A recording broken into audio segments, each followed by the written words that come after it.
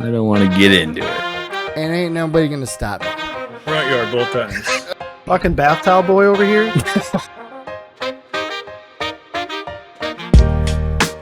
So, Petey Pablo, we're going to just hit you right off the start with this. Get your brain going, all right? Brad keeps wanting to call the segment like Brain Busters. I'm like, yeah, I got to fucking think of something better. So, TBD on that. But question for you. Okay. You're trying to ditch you. Go on.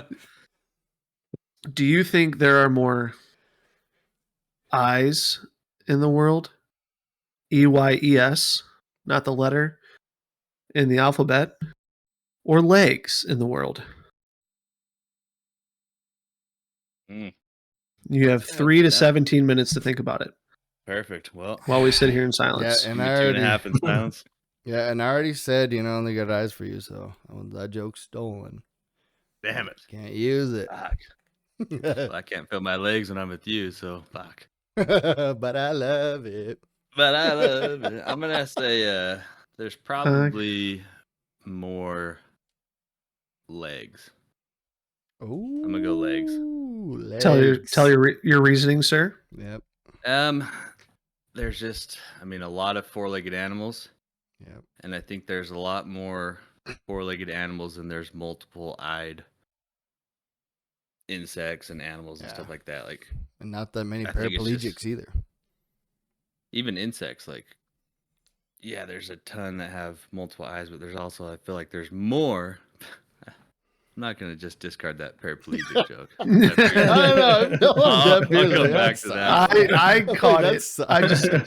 That's a sentence stopper, buddy. Congratulations. I had a quick chuckle.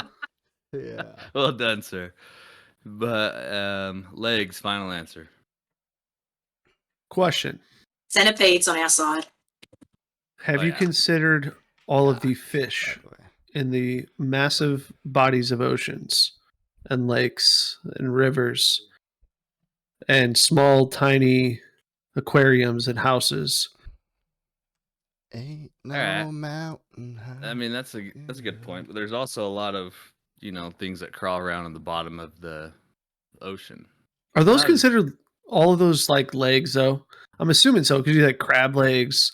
Like they call them that, legs. But like there is some that probably aren't considered that, right? Like Brad was trying to say an octopus has legs. Is like tentacles. I was like, where's the line, bug? So we found it. I think we defined it right then and there. Yeah, the line is tentacles. That is the line. Tentacles don't count. Yep. You can walk on them, but I've struggled with this more than I need to, because I was like, think of all the ants, and like ants have like I don't know how many legs, but 6. A lot. Okay, thank you. Yeah. So I think about all the ants, all the fucking centipedes, millipedes.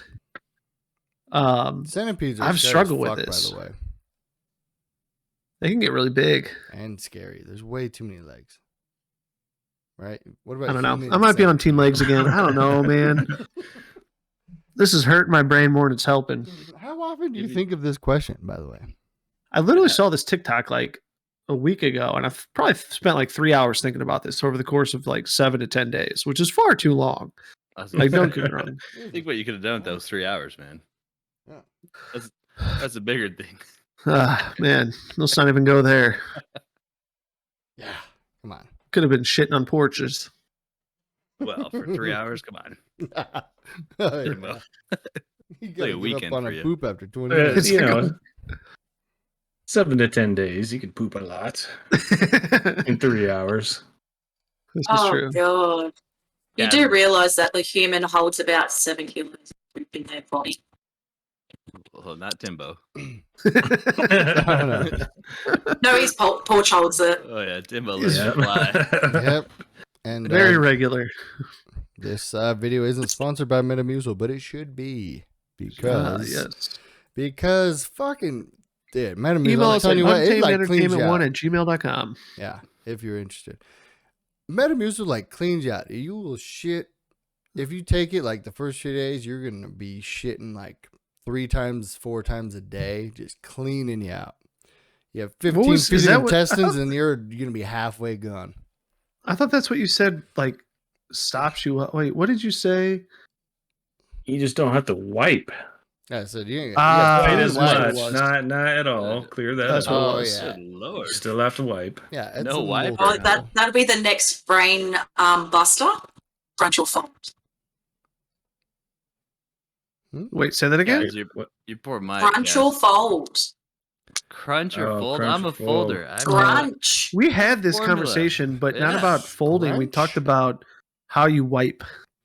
Yeah, I go 4 Wait, are plies. you talking I about fold it scrunching over. up the TP? Like you wad it up into a ball. Yeah, fucking What barbarians. the fuck? Yeah, what are we, heathens?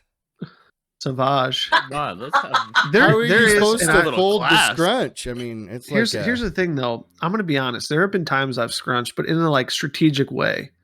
Like it was like kind of a half-ass fold, but like Yeah. I had somewhere to be, and it's just like I ain't gonna be doing like laundry back here. Like I just want to like get it going and get out of here. See, So I literally can't say didn't I've have always Scrunch time to- protects the nails, guys. It protects the nails. Oh, why is your nails going? Why are in you your clawing asshole? at your asshole? Why aren't they I'm behind? trying not to. That's the thing. I mean, And with the crunch, I don't yeah, have to. Yeah, palms up. Yeah. As we noted earlier, P, Yeah. before you got here, that the toilets do flush differently there, so maybe they do wipe differently there. Yeah, they go the opposite direction, right? Yeah, it's because the toilets are on the ceilings, so they have to Holy flush that sh- way. Holy shit! It's people Gravity's below the opposite. equator. It's not just Australia. Come on, Kaz. Everyone knows that. But not everyone knows why you crunch. But I think you're onto something. Is to protect the nails. I can understand that. I think as long as you have layers between, because if you're like hold it like that and you go to the wipe, and if you get a little too like you're not careful, what if your like finger pokes through? Like that's why the layers kind of protects you. That's why the flies, four though. ply. That's why the four square scares me. I'll Yeah. be fucking poking through four- there. The Four recess ply is game? important, boys. You know that, right? Like four. You have to have four ply. Charmin Ultra. Yeah, Oh, man. ultra strong. What are your Wow. thoughts on? Look, does anybody here have a bidet? No, Has anybody used a bidet? I have not. But I've No. honestly wanted to try it. My wife's boss has a bidet. He uses it all the time. He preaches it about as much as I preach Metamucil. Used it I would have day thought to that day. like I would love to look at the stat at prior to 2020 and then 2020 on bidet sales. Because at least here in America, Kaz, I don't know if you have this problem, but like there was a TP shortage, and I literally, and I don't know if anybody here knows him, but I used to game with him. One of my early gaming buddies, Rough Papa. I literally shipped him a couple like packs of TP because he could not get it where he's at, but I could. So I literally mailed him toilet paper to get him That's a through like a friend. couple weeks. Damn. And Weird Friend. shortage, by the way. such a weird shortage, yeah. Yeah. But people freaked I would out. have to think like bidets fucking skyrocketed. I mean, you would It think it did. would be like food, right? Yeah. I mean, sorry, I don't want to discredit your question, but like, you think it would be like something more important, like you could hop in like the shower, or water, something, like- water, food, something. Milk, Oh, like bread. TP. Nah, we're going TP. I mean, Nah, it's worst just- case scenario, you just fucking let it ride. Timbo Oh style. no, sir. No, Timbo sir. style. Come on. Timbo just Sir. pulls up his drawers. He goes Sir. and plays, you know? I would rather find my oldest socks and boxers. Well, yeah, before that's I what I'm just let it saying. ride. Well, that's what I'm saying. There's so many alternatives. Food, not so much.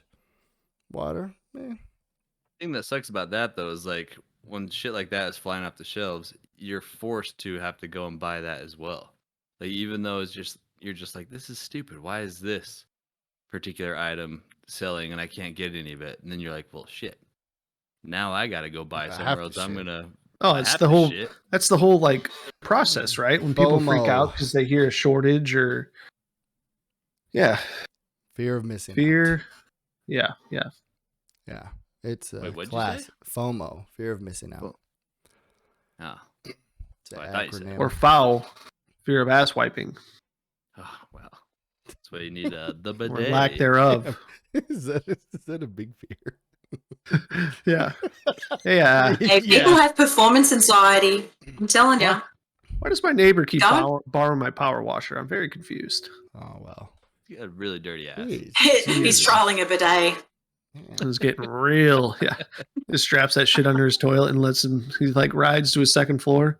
Yeah, seriously. Skyrocket. Be careful. I'd be bleeding out of your asshole at that point. Yeah, he'd have zero hair. Or I can, dignity. I can explain that one. He's just wiping off his porch from when I came over. Oh, yeah. There he In is. the world. Yeah. Just go sit on your sprinkler system. The and weirdest wipe your ass. raccoon shits on my porch all the time. Shit. Alrighty. Indeed. I think it's time. I think we. It might be time to kick her off. So, people out Moving there, the along. wonderful world, Spotify, iHeartRadio, wherever you see us, wherever you can hear us, we're here. Today we got Cass, special guest Hey. from she's the plunder from down under. Killing it, Warzone, Fortnite, doesn't matter. Her toilet flushes the other way. Okay. We also got B It Timbo, flushes. Bug, and always your boy B. So, Kaz, I know we want to get off a little bit into anxiety, mental health, a little depression, stuff like that. I guess it'd probably be best if you could like explain to like the viewers out there who maybe don't understand what anxiety, depression is, or don't have like a full understanding that it might just be like, well, you know, maybe you might just need to toughen up or whatever, right? Maybe just get into a little bit of that. The good old saying of have a spoonful of cement and harden up. Yeah. The good old joys. Yeah. We have it down here. Have a spoonful of cement and harden the beer pump. I feel like it goes the other way too, so It's not bad. please continue. Rub some dirt in it. It's wrap some dirt in it. Man up. Yeah, all those sayings. We have them here.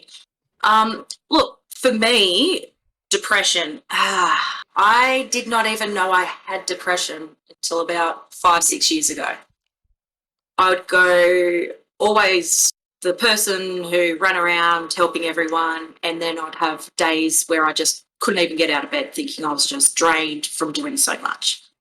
Didn't realise it was my whole body and my mind saying, you need to heal because you're doing everything for everyone else. It's a chemical imbalance for me that I struggle to sometimes see the positives in life, but I have done my best to train myself to go, okay, this might be a crap situation, but what is something good out of it? Okay. That's probably what I spent most of my 20s doing, not even realising I was diverting my emotions and my feelings, going, yeah, this sucks, but what is something positive about something? Because of those whole meant harden up moments, because it wasn't really talked about in my house. It was if you had a flaw, it was bad. In a way, you don't really discuss mental health. We never really spoke about it. So I never even knew what was happening to me. Yeah, and I feel like that's the way it is, you know, a lot of the ways here too. Like it's, you know, you don't want to talk about your feelings, stuff like that. So kind of get that portion of it. And I mean, just recently I only realised what moments I was having of anxiety was actually anxiety. I always marked it as I felt bad for a bad situation. So if I got in trouble for doing something, I thought I'm feeling tight in the chest and upset because I've done the wrong thing, thinking it was my conscience saying, you know, you did wrong. But it wasn't. It was me having anxiety going, I'm getting yelled at, not realising that that's caused me to have a whole adulthood of people pleasing because I didn't want to feel that way. Okay, so so would you say it's more of like a I I don't know. I guess what I'm trying to say, like, so you're basing it more towards like people pleasing, or like I guess I'm looking for more of like the feelings you get on it, like, right? So like if you're, The tightness in the chest. okay, tightness in the I chest. tightness in the chest. Your energy goes from 100 to 0 for me. Now every person can be different, and that's the thing. Some people, the tightness in the chest, they might trigger it more to their lungs, so they struggle to breathe, and they end up causing a panic attack, and then having to have that issue with breathing. Whereas me, it's a tightness in the chest, but it's more my heart beats so fast, and it just feels like your heart's going to come out of your chest. And then I get the shakes. My hand shake. I could be trying to hold a pencil, and you know that old trick where you could just wibble it and it just looks like it's Yeah. Oh yeah. bending. That's like I wouldn't even try to move, and my hands would just be shaking. So that's one of the first signs I know when I'm struggling in situations. I get the shakes in my hands. I just can look at my hands, and you normally look at them and you go, oh yeah, I might have a little shake, but mine will end up going like, literally I'm touching something that vibrates. But it's really hard. Sorry.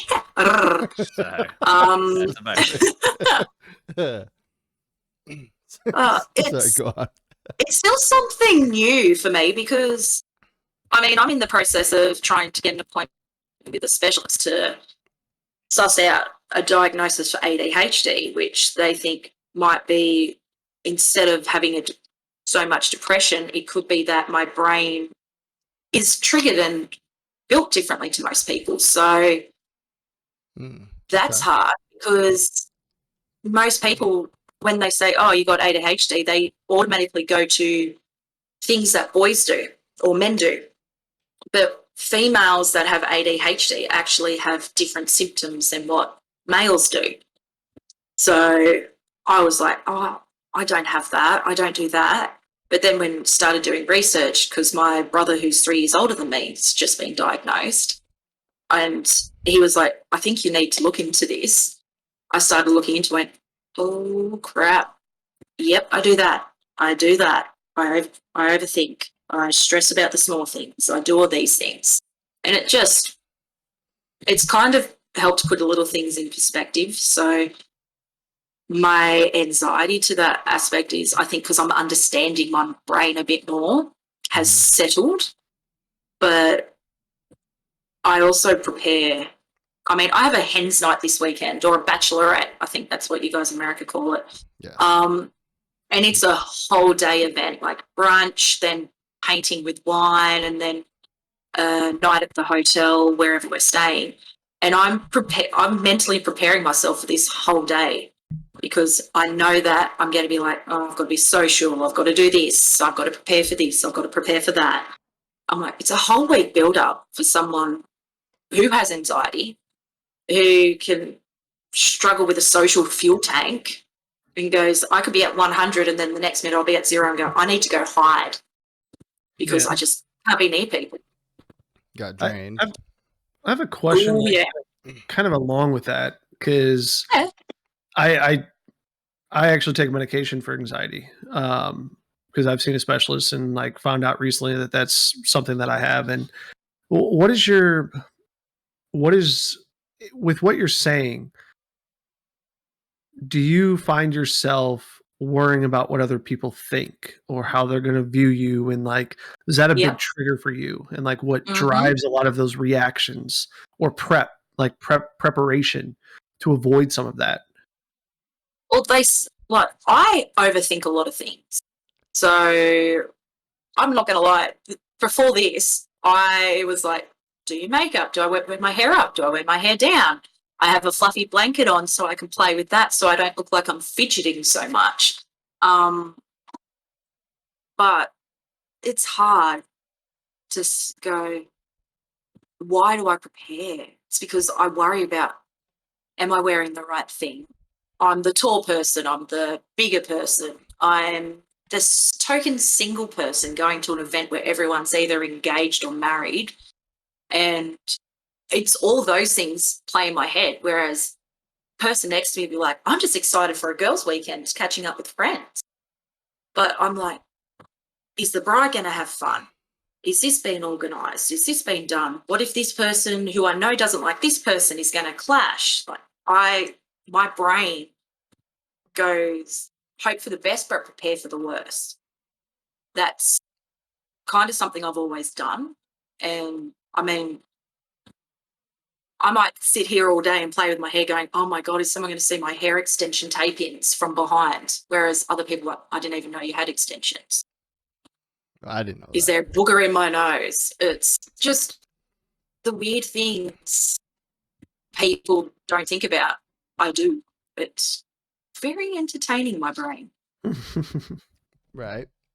Well, let me ask you this, guys. So I know you mentioned like a little bit, you can have a little anxiety all the way to a panic attack. Like, are there, it sounds like there's like different levels, right? Oh yeah, there is. So are they always there, or, and some just get worse than others? Do they flare up, or is it just like, hey, I have this, and then you kind of move up once you get certain anxiety, and then you're always like higher? For me, I think I've only probably, I can count on one hand, full on blown anxiety attacks. It's normally what I try to do is if I feel myself building up, I try to get out of a situation, which is not always been good, especially I know we've talked about this briefly on lives and gaming and that, but I wasn't in a very healthy relationship. So I was literally in fight or flight mode for that majority of that relationship because I was always thinking, what if I say the wrong thing? What if I do the wrong thing? Am I wearing the wrong thing? Am I doing all these things? So I never fully was relaxed. It wasn't that my heart was racing. It was just I was on guard. So I can tell you after that relationship ended, I slept for days because I was able to finally release the tension in my shoulders, know that I was safe. Would I be curled up in a ball crying? I've had those moments. 3 years after having a health scare, I was curled up in a ball going, crap, I almost died. Because when it happened, I spent most of the time going, I have to care for everyone else. I'm the one that was in intensive care, but it was my friends and family coming in to see me going, oh my God, there's Carly sick. And I'm like, oh, just use what I always use, my humour, my sarcasm to go, it'll be all right. It's really hard I think that whole mentality of the older generation going, we don't discuss things, we do as we're told, we don't bother people. Because I don't know, did your parents ever say to you as a kid, kids should be seen, not heard, don't bother me, we're doing adult stuff, all those type of things when they're in groups? Yeah, they don't really look at 100%. you as an adult or like your opinion matters much. Yeah, when you're a kid, yeah. You're not an equal. You're kind of along for the. Yeah. That has affected a large number of people in their 30s and up because we've spent most of our childhood going, we should be seen, not heard. We shouldn't bother people. We shouldn't be a hindrance. So we struggle to ask for help. We struggle to say we need help. We struggle to acknowledge we need it as well half the time because we are taught to say someone's had it worse than us or someone's situation is more important than what we're going through. It's very interesting, Kaz, because we've talked about that. We've literally said that exact same line where, I think I said it on a couple weeks ago where, I always had it in my head, like someone else has it worse than me. Like, why should I complain? Why should I fret about it? Why should I worry? And I guess, one of the things, because I think all of us can agree, Kaz, with what you said. Like, we're like in this hybrid era of you kind of just tough it out. You don't ask for help. You push the feelings away. You do all that. And I know like a lot of that comes like a lot of like I think guys go through that too, particularly like be strong, like don't show feelings, don't show weakness. But I have a question, and this is for you, Kat. This is for everybody. Like kind of tied to that is that mentality, how it was formed, how it was created, or became the norm. And this is a question. It's kind of leading where I think it came from, but like that whole mentality, I feel personally was formed because they didn't have the resources. They didn't have the outlets. They didn't have the specialists or the experts from way back when, however long back you want to go. But now we have those things, but they're deemed as weaknesses, right? To utilize, to seek out, and to take advantage of. That's my thought, like on the very high surface level. But I don't. I want to just, to your point, Kaz, what you mentioned. I want to see what everybody's kind of thoughts are on that. Well, so I live in a house with 2 women, my wife and my daughter, and I, get my son every other week. So majority of the time, I'm with my wife, who struggles with the same thing Kaz is talking about, because some of our biggest obstacles that we go through is like holidays and preparations and all that stuff, and it's all anxiety that is built up in her about, is everything going to go according to plan, and with my family and your family, and then when things start to go fall apart, that's when she starts to lose it. And unfortunately, it happened on just this recent Mother's Day, when it's supposed to be her day. Things started falling apart and not going according to plan, and she needed a moment. She started having, that I'm just going to go upstairs and lay down. And then I was like, okay, she needs that moment. So I went upstairs and saw that, she was tearing up and just, having a rough time. And I've had to kind of adapt. In the beginning of our marriage, it was I didn't understand. I was just like, it's not a big deal. Like, this is stupid. Why are you doing this? Like, I don't get it. Do you realize that we're still, at the end of the day, we're going to have a good time and whatnot? But that's not what's going on in her mind at all.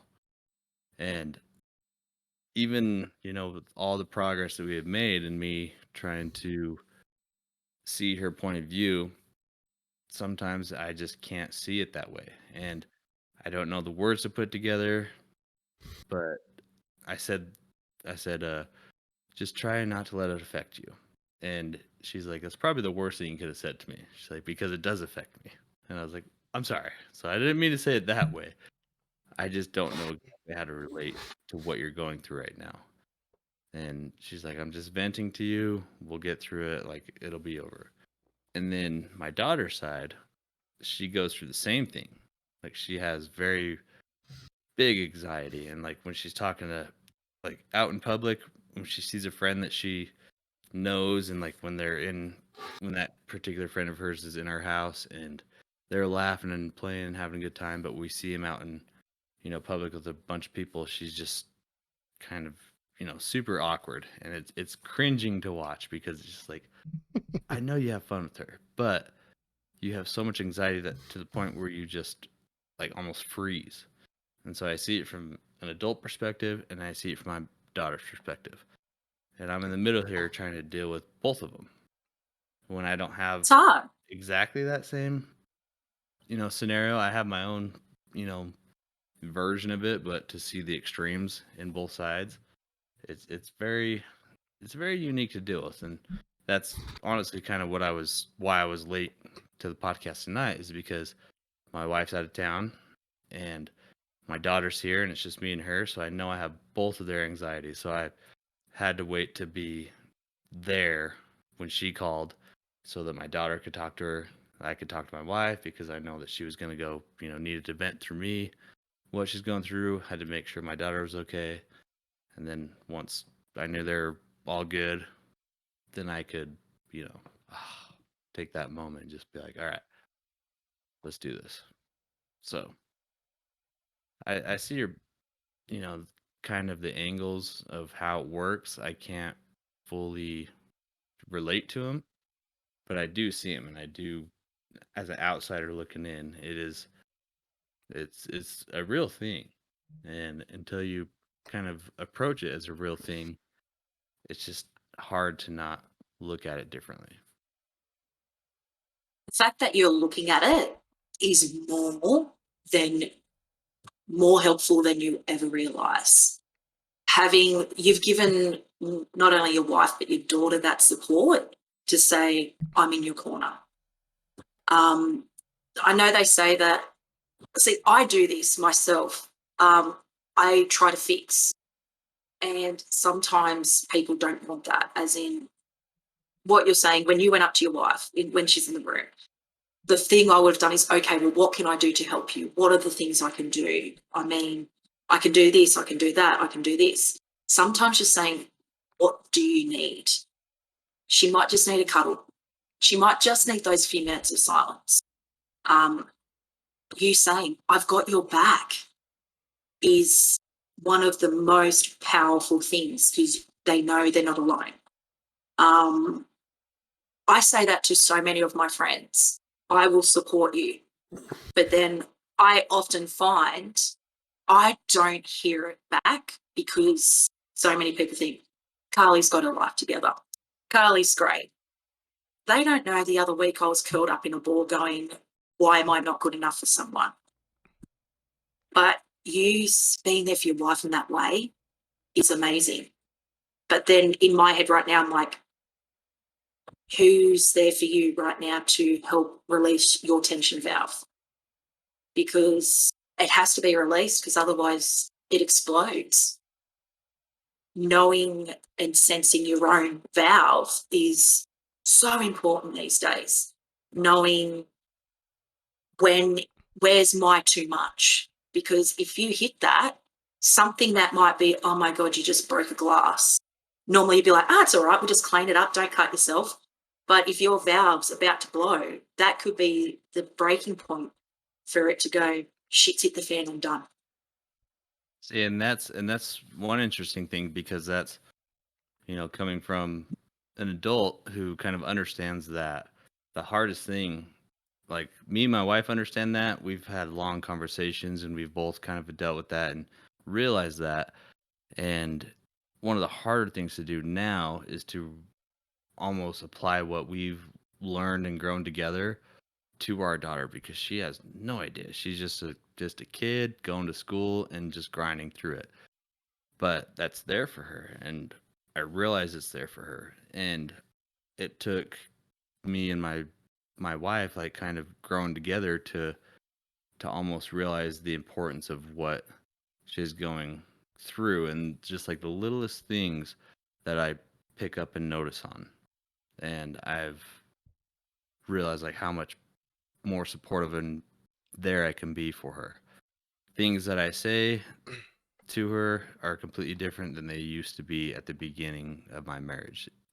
And I've seen my relationship with my daughter grow. And I felt like this was a huge test with my wife going out of town.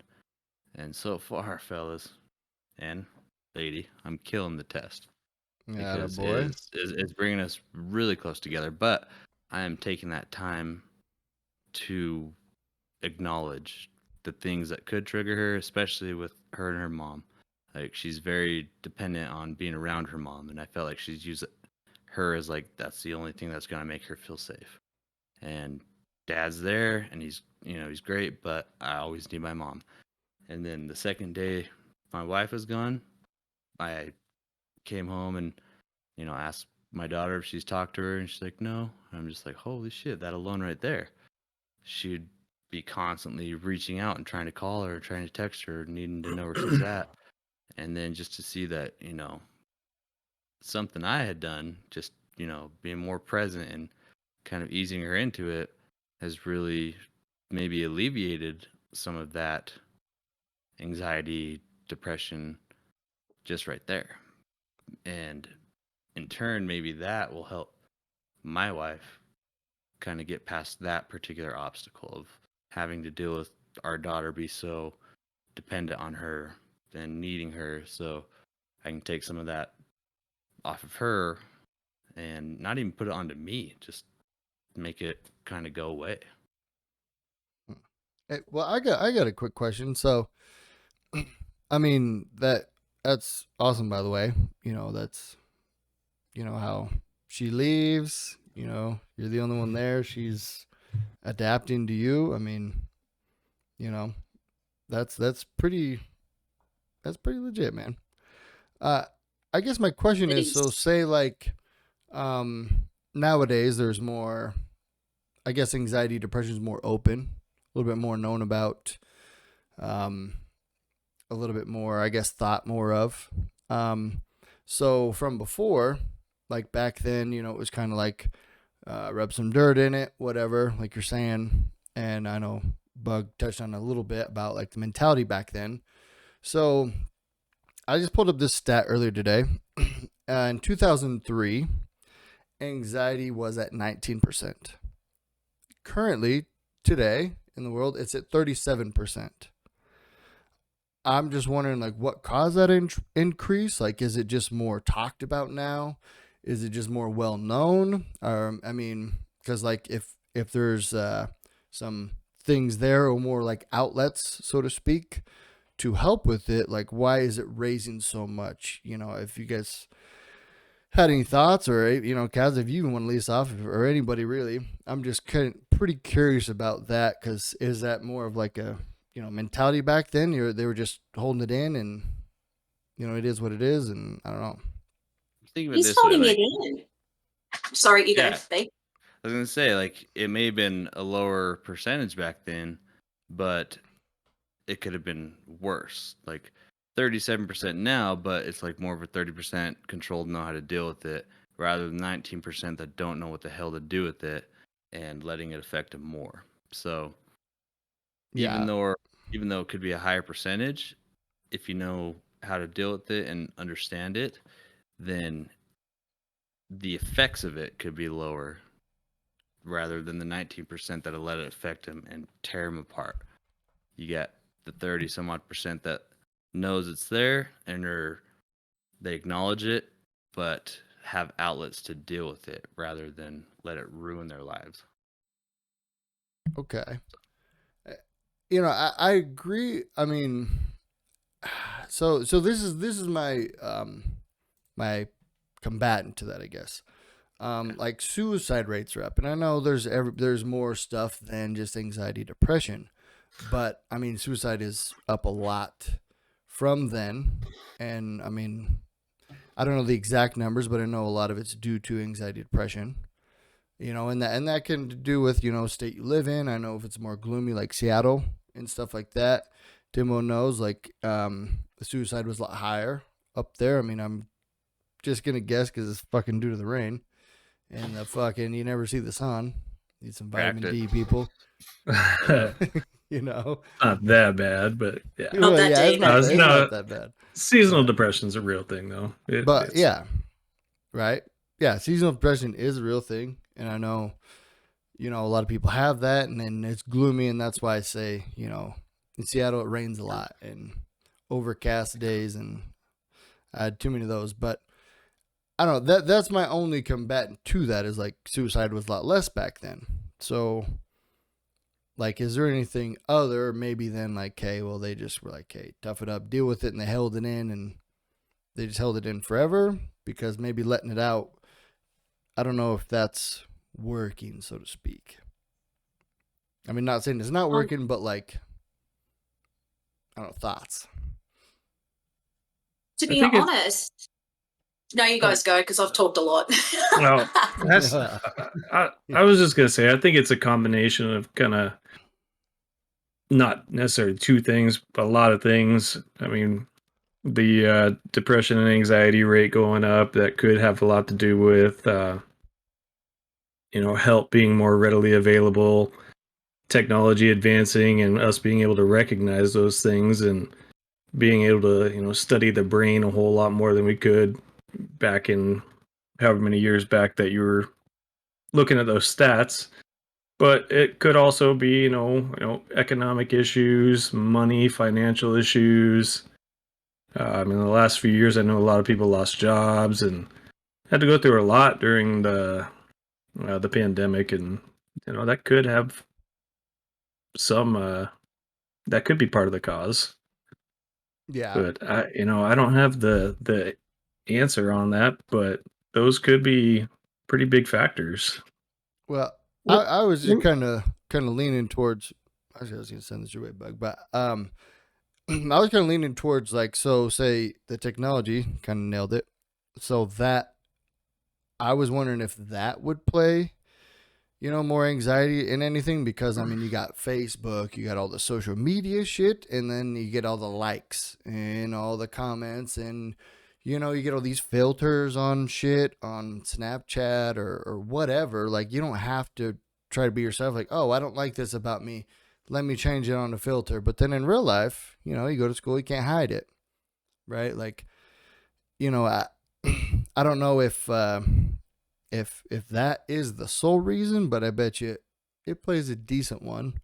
And I know, Bug, you were kind of saying like, the older mentalities and stuff. Like, how do you think that the mentalities played a role back then, and how, I guess, would they play a good role now? Can you, knowing everything with, anxiety, suicide, maybe you don't know, but like technology, social media, that stuff play a role. Yeah, it's really weird. Like, there's so this is gonna kind of play into my answer, but there's so many routes you can go with this. There's so many ways you could dissect this. There's so many ways you could like think of what could be causing things. And part of it is, yeah, the technology. There's data out there now, or ways that we can report and like track it better. Maybe it is all status quo, but we just can capture it better, right? Maybe that's the case. I don't know. Like, but Could be. and you guys are gonna kill me, but I thought this in my head and just it's gonna come out. But I'm gonna bring this full circle. Okay. If you think about where we're at today, and I'm gonna literally all four of you outside of myself, you've all made great points, and I think each one of you has said something that connects the dots to bring it to where it's at today.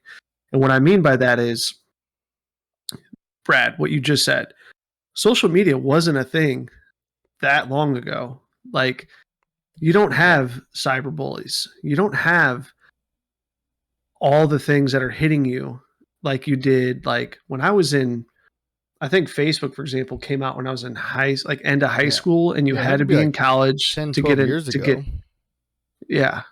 It was not that long ago. And then you have all these other platforms and all these other avenues, which are great in some respects because it gives kids and younger generations like the ability to be financially stable at a very young age, right?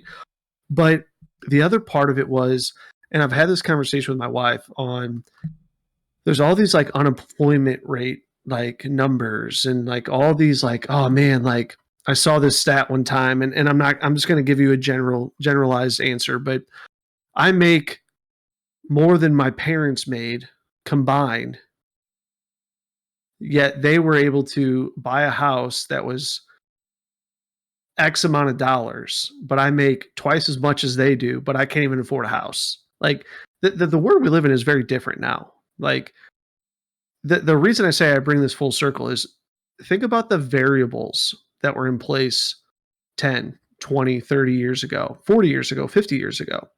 The number of variables to affect your day-to-day, your day-to-day mentality, your day-to-day life has significantly jumped. And I'm just generalizing. I don't have any stats, I don't have any numbers. But you think, my parents never had to deal with social media. They barely had to deal with the internet, right? My mom was able to stay at home and or go back to school if she wanted to, which she did, while my dad was like able to financially take care of our family. Like, that is very hard to do these days for like one person, male or female, in a married in a family situation, like to live the same lifestyle that our parents did. Like, if my wife lost her job or I lost my job, we'd figure it out. We'd be able to make it work. We're not like rich, but we'd be able to figure it out. We have 2 kids. We might have to downsize our house, or we might have to do a couple things, right? But we could figure it out. But I would then be looking back at what my parents had to do, and it was far different than what I have to do. And I think it all comes down to you put more and more, the more complex you make life, the harder it is to figure things out. I think it's very simple to say. And that all comes back to the variables. There's way more variables you got to consider. And I'm literally speaking to a few pieces of it, internet, social media, the way that finances work these days, the way that you become successful and rich and independent and all that kind of stuff. Like it's all very different than 10, 20 years ago.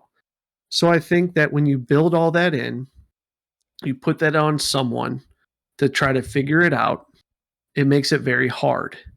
And you have to be a totally different person to overcome that anxiety, that depression, or what puts you into that zone. Because I'll be honest, I always thought I was going to be the happiest person in the world, right?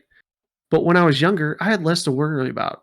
The more and more and more and more and more you have to worry about, aka becoming an adult, the easier it is to become anxious or depressed or stressed or whatever.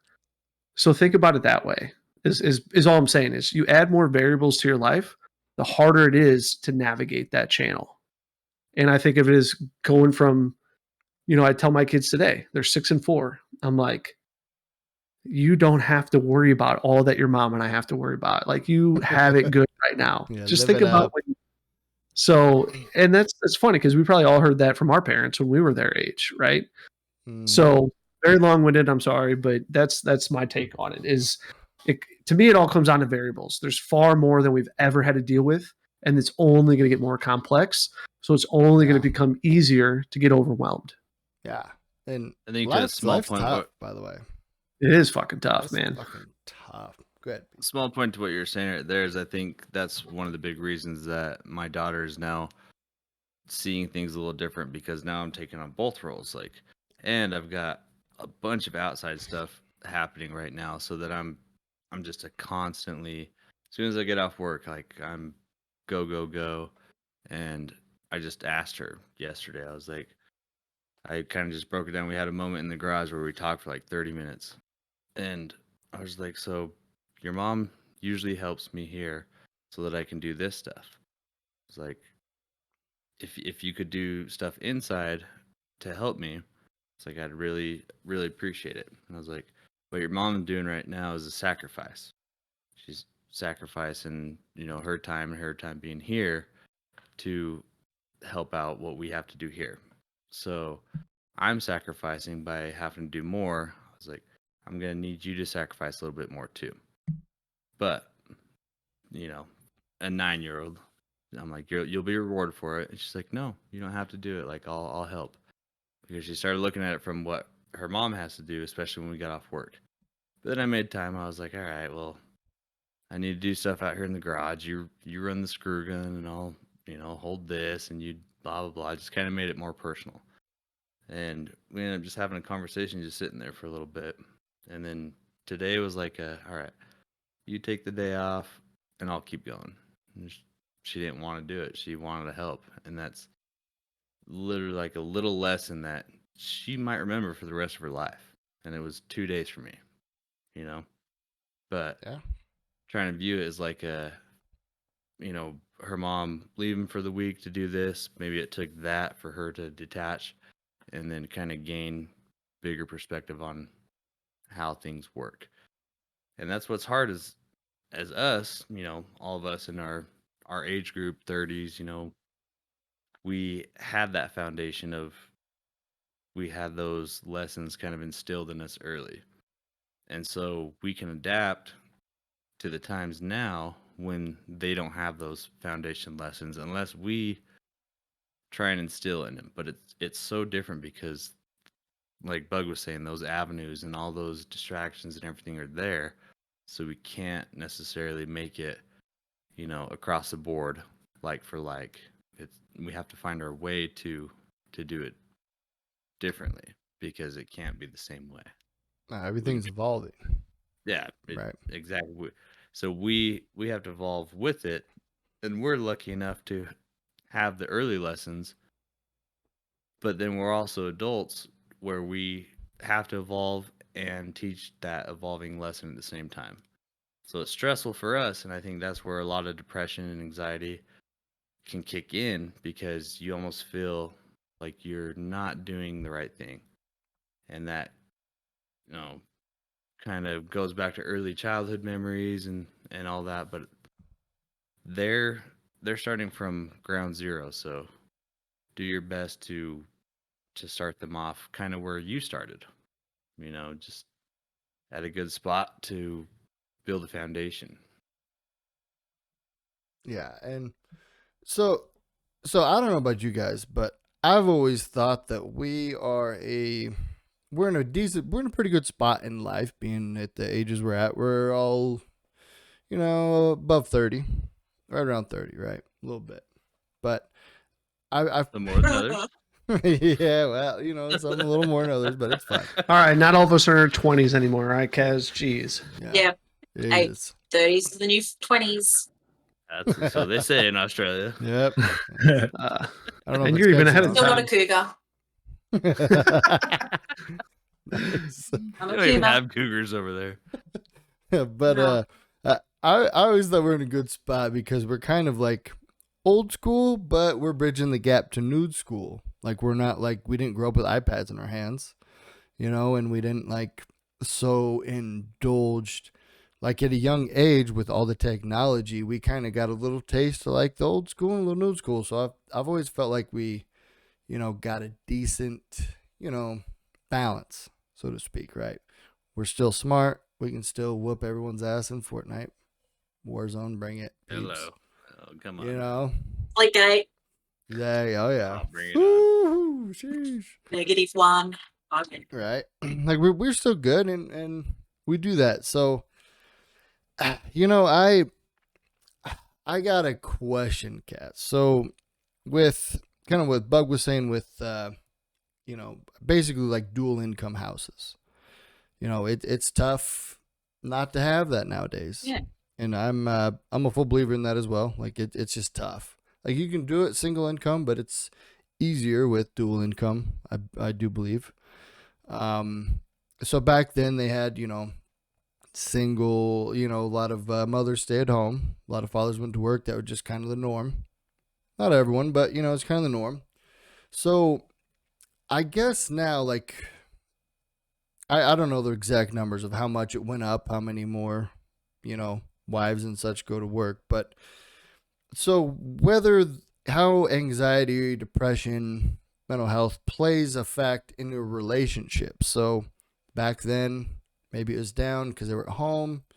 Maybe they had to go to work now, and maybe they get more stressed out because of work, and then they got to balance work and home life, and all that, or if it's just a sign of the times, right? Because I know, Kaz, we've known each other for a bit, and I know that you were kind of saying that even earlier that your relationship played a little role in anxiety, right?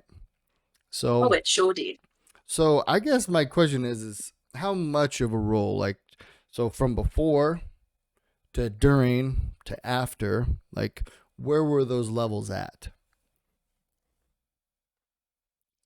For the relationship, I Yeah. didn't even know I had anxiety. So I was just being me, living life. Okay. Basically, what I'm very good at portraying. Did you I'm think good you at had it portraying before? online and everything. Different. I had moments, but I won't lie, the relationship I had for 2 years really brought it to the forefront. Because when you're with someone who's abusive, narcissistic, gaslighting, you don't know who you're going to get. Completely different Box of person chocolates. every day. And then what person are you going to get in front of other people to what you're going to get at home?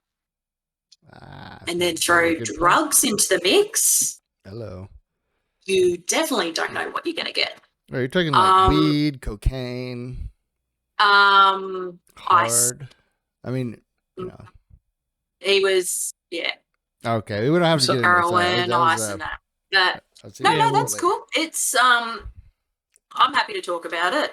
Maybe you can start with just saying like hard stuff or a little lighter. The hard stuff. Oh, okay. Fair enough. The hard stuff. He Okay. let's just say he was just smoking stuff. But Okay. So, go ahead. Sorry, go ahead, Kaz. I got a question, but you can keep going with that one. no, ask your question. No, that's all right. Because I was just going to go on about perspective of relationships, because relationships these days have evolved. It's not, and every relationship is different. So some couples thrive on having a network of just those two and their close family network of themselves, whereas other couples thrive on having a neighborhood, you could say, of connections to help them thrive. And if you've got someone who just wants to be you and them in a relationship, you're going to struggle with someone who wants to be you two, but also an independent figure. I want to be able to have time with friends because I enjoy my time with friends. I'm not giving up my friendships to be in a relationship with you. They're going to help me be better for you. So that's another conversation on its own. Yeah. Yeah. You are right though. I mean, I guess I don't want to go down too much down this road, but yeah, 100% you. I truly believe in, I've gone to see a therapist a little bit here and there to try to better myself, figure out where I'm at. And that is one thing that she always preached to me was like, you have to be independent. You can't just be a we, because you have to make yourself happy. And if you can't make yourself happy, you can't put all that pressure on your significant other to make you happy. It's not fair. You got to be able to make yourself Can't be happy. a we because you lose the I. Yeah, we wait, what was that, Cass? Is that Australian saying? Say it one No, more. but you can't be a we because otherwise you're going to lose yourself. You can't just go, we're going to do this, because you're losing I am as a person, or you. Yes. Individuality. You lose your identity. Mhm. Yeah. Okay. Yeah. Exactly. It takes two to tango. and Unless you're drunk and you do it by yourself. Oh, yeah, that's a different okay. topic. Come on. That's hello. That join could us have next been on Untamed vibrant. Entertainment Yeah, for, man. That's a stress reliever, folks. Dancing with the Aussies. so I have a couple comments because Oh yeah, there's that. bigger road. There's that. So no, but first I'm going to address Brad's comment, and we've ironically talked about it as well. Is like, I think we even have a TikTok out there for us, Untamed Entertainment, but not going to plug it right now. But You just did. basically, no, this is literally, it's like I'm playing it in my head now. Like, you can't be your best for someone else if you don't love yourself, right? You can't give your whole self to someone else until you know who you are, and you enjoy who you are, right? If that makes sense. Like, you have to be able to be happy on your own to then give yourself to someone else, right? And share that person with someone else. Yeah. And it's kind of hypocritical coming from me, because I've battled that myself. Kaz, I can relate eerily so much to you in what you've said tonight. And it's so crazy. But like, the interesting thing is it's not something like you figure out and like you're good. It's something that you figure out and then you have to maintain and keep working at and keep striving towards. And you're going to fall off the road every now and then. You're going to hit a speed bump. You're going to get off the rails, and you got to find a way to get back on track.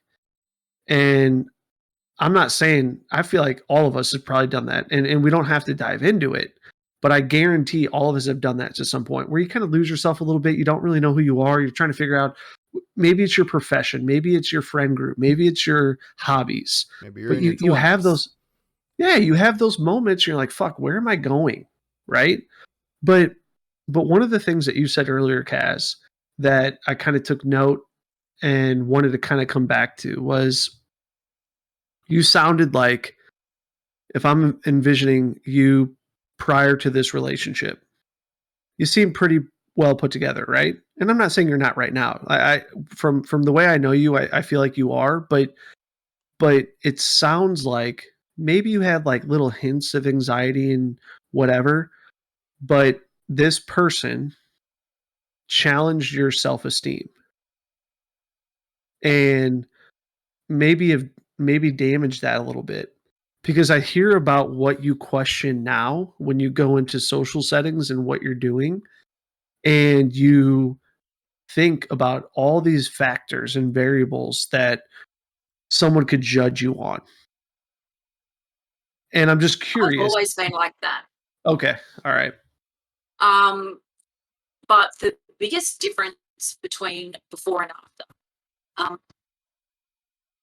I can say I wasted my 20s being an extra in someone else's story. I didn't think I was good enough. I really didn't. I was like, I'm always going to be the friend. I'm going to be the auntie to my friends' kids, my nieces and my nephews. I'm going to be the one there in the background cheering my friends on. I lived my life for other people.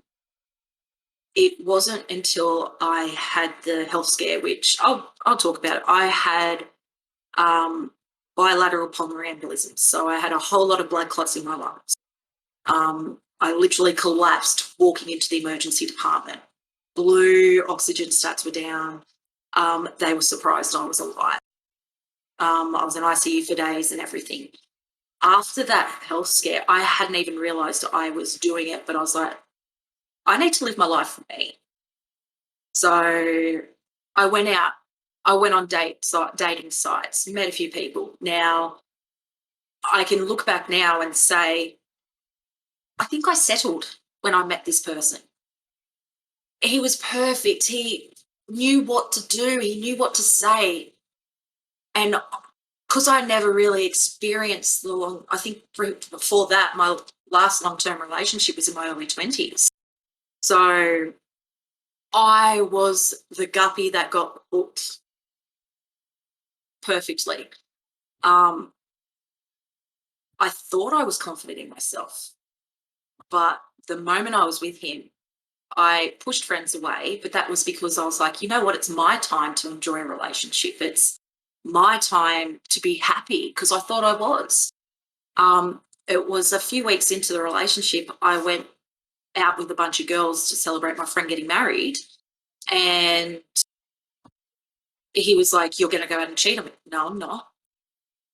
I wouldn't cheat on anyone because I've been cheated on. I know how much it hurts. And I got pulled up on stage at the strip club. The stripper danced on me. I had my eyes closed the whole time. He found out. The way he went off at me, I should have walked away that night. But stupid me went straight away.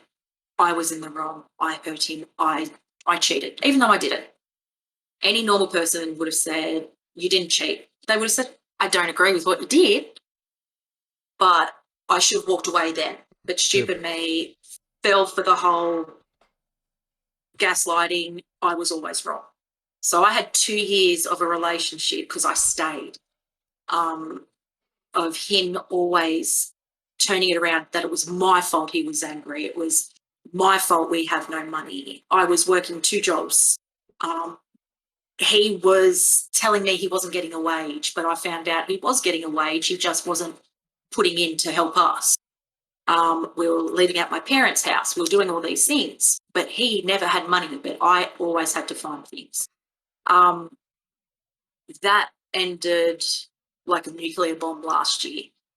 The year I've had of self-discovery since then has been massive. So you guys have pretty much witnessed my evolution of me going, it's okay to realize you're struggling. It's okay to say, hey, I'm not doing good. Because whereas previously I might have just ignored it, going, oh, I'm just upset I've hurt someone. Instead of me going, I'm feeling anxious. Well, why am I anxious? What can I do to better that? So I'm even honest with my friends. If I go out for dinner with them and I hit my, when I say my social tank's getting empty, I actually honest and say, I need to go, because I'm not going to stay for you as much as I love you. I need to look after me. That's And your strong. real friends They understand support that. me. They do. Yeah. I have They should. lost friends in the last few years. And I'm even honest. I tell you guys more than what I tell some of my friends in real life. I only It's 'cause have you're a cooler. small group of friends. You accept. It sounds funny. It comes back to that whole social media thing. People put their best foot forward. I've never had to do that with you guys. You've accepted me as the weirdo, the one that can't push it. I'm a button masher on games, but you go, that's you, and it's okay to be you. And Fine. You're funny. here's what I'll say, Kaz, Some not to days. interrupt, but it's okay that your friend group gets smaller. Like as we get older, I think that's natural. But it's kind of cliche saying like, oh, your real friends are going to be there with you. I think what a lot of people struggle with and why they walk away is they don't understand. Right? No. But it's okay. It's okay to not understand. I don't expect everybody that everything I go through to understand how I feel and how it impacted me. Like that's not their job. But if they're empathetic and they truly care about you, they'll say, "Hey, I didn't experience this. I don't understand it, but I'm here for you." Right? That's like what a true friend is. And we've had conversations on this podcast that I think all of us are like, probably at some point, like, I haven't gone through that, but these guys are still here, right? They're still supportive. I've said some things that probably they haven't gone through, and they're like, I could be called crazy, right? But they're still here because like I don't have to understand everything you go through, because not all of us are going to go through everything the same way as others, and I think that's important for you to know that it's okay that those friend groups get smaller, because that just means you're weeding out the excess, right? That don't truly they're not truly there for you, right? They're there to have outlets and stuff. Does that make sense? Does, but then again, I was always the friend that helped them all the time because that was who I was. Because I you have you a didn't saying. understand, but you were there for them. No. That's okay. Yeah. And that's okay. Yeah. I have a saying I use: friends come for a reason, a season, or a lifetime. Even though Oh, wow. I'm not as close, I get may not be close to some of these people anymore. I may not even communicate with them. Some people go, oh, well, they suck, get rid of them. I'm not like that. I'm literally going, you know what? I want to say thank you because what you've done in my life has helped me become who I am today. We may not agree with things, and that's cool. But what we have may be different, but you still had an impact in my life. Yeah, that's a huge step, by the way. That's Mm. a lot of people don't look at it that way, you know. A lot of people are just like, fuck them. But and I'm not always perfect either. I've said fuck off to a lot of people, but if you can say thanks, that was a huge step. That's it's a hard thing to do. Hard thing to realize, and fuck, I haven't been through everything. Kind of like you're saying, Bug. You guys been through a lot of different shit, but here we are. I think it just comes down to like, hey, I'm here. I don't know, but I'm here. If you need me, like, do what you got to do. If you need help, I'll be here. If you need some advice, and so Kaz, that brings me to a question: is like, so have you dialed that back? Right. So always being the helper, always doing that. You've dialed it back. I have. Is that so? Do you think that's why friends are decreasing? Because you're there. I think so. Mind you, even with the friends I lost when I was dating my ex, because I got told I was a bad friend because I'm focusing on my relationship and not being with my friend. And I was like, okay. Anyway, they're just hurt. So I get it. 3 sides to every story. Yours, there's the truth. It's all about a perspective. So I just, even if they rang me tomorrow and said, I need help, because I know what I'm like when I can't say help. I can't. So if they rang me saying I need help, I'd be like, when, where, what am I doing? Do I need to bring a shovel type aspect? Even if I haven't spoken to them for 3 years, because that's who I am as a person. Would I, if they messaged me and said, hey, I'm going out for coffee, do you want to do this? And I'll be like, Maybe. I don't know. What's Different element. Yeah. Yeah, it's hard because are they intentionally just contacting you for help, or is it because they know that you are that safety net? I don't think they're using someone on purpose. They could be, but I don't think they realise. Yeah, maybe not realize, maybe not like consciously, but I'm having self-clarity at the moment. You can tell I'm actually just yeah, thinking in my head, right? Yeah, just saying I'm blabbering, and I'm like, that's the way I look at it. But that's what I was saying near the beginning of this, how my brain overthinks. yeah. It just goes, But well, what about this? Or what about that? And I think that's why I have perspectives the way I do. right. That's good. You're having It's this the whole, moment of clarity, though. I mean, that's the whole point yeah, of this, to dig deep, and that's why I kind of want to dig a little more deep into this because I kind of see that going on. So, yeah, friends. I mean, people. I mean, that's just shitty as it is, human nature. I mean, you kind of use some people, and I mean, a good friendship is doesn't a little mean their give and take, intention's right? bad. No, but a good friendship is a little give and take. Like if someone serves you no purpose in your life, you're probably not going to hang out with them. I mean, if they don't make you laugh or you have no similar interests, I mean, it's kind of us as humans, so, but if it's just a one-sided thing where they're like, hey, well, Kaz is always going to be there and she's always going to step up, then, that's what you use it for. And you just got to, I don't know, I guess, be aware of that kind of stuff and kind of try to be able to spot that out, right? And kind of Question see you like, should be asking yourself. Sorry.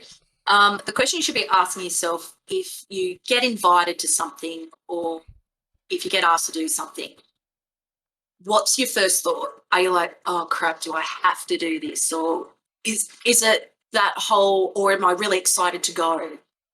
I pay attention to that now. It's if I got invited on a date and my gut just said, I don't want to do it. So I actually said, look, I think you're great, but I'm just not wanting to.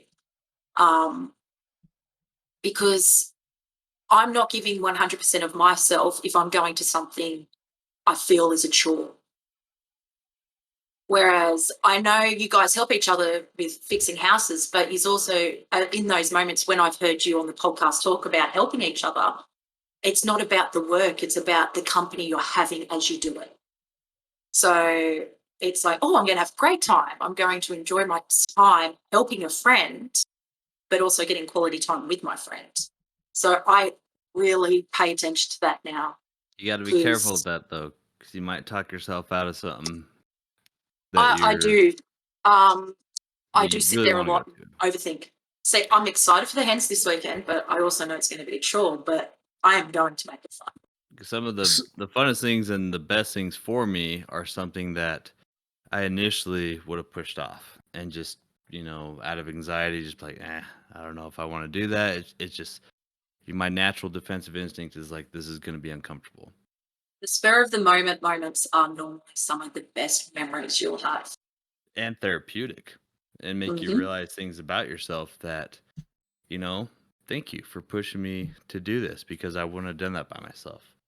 I think it's the messenger that sent it, a text or an invite or something, kind of dig into what their intentions may be. If it's something that is just uncomfortable, but the person's a good person, then, kind of write it out and see, where it goes. But if that person has been that person that has just came to you for, kind of used you in a sense, then maybe think twice about it.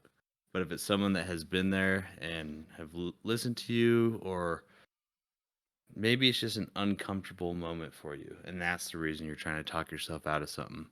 Maybe look into the mirror and be like, well, maybe this is just me, not wanting to do this because I'm uncomfortable, but this person has no bad intentions and they've never put me in a bad situation and I don't feel like they're coming from a bad place. Then those moments are opportunities rather than initially you're wanting to be like, oh, how can I talk my way out of this? What excuse can I come up with to get out of this?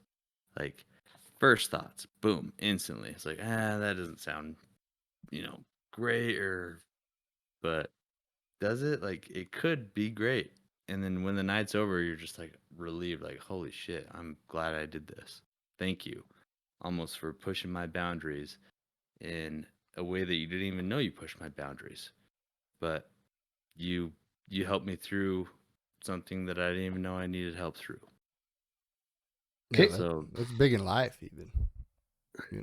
Can I tell you guys a weird thing that literally, it's not going to cover everything because there's, not to bring it up again, but there's so many variables in like a friendship and a relationship and like family and everything. But so I was with some buddies last night.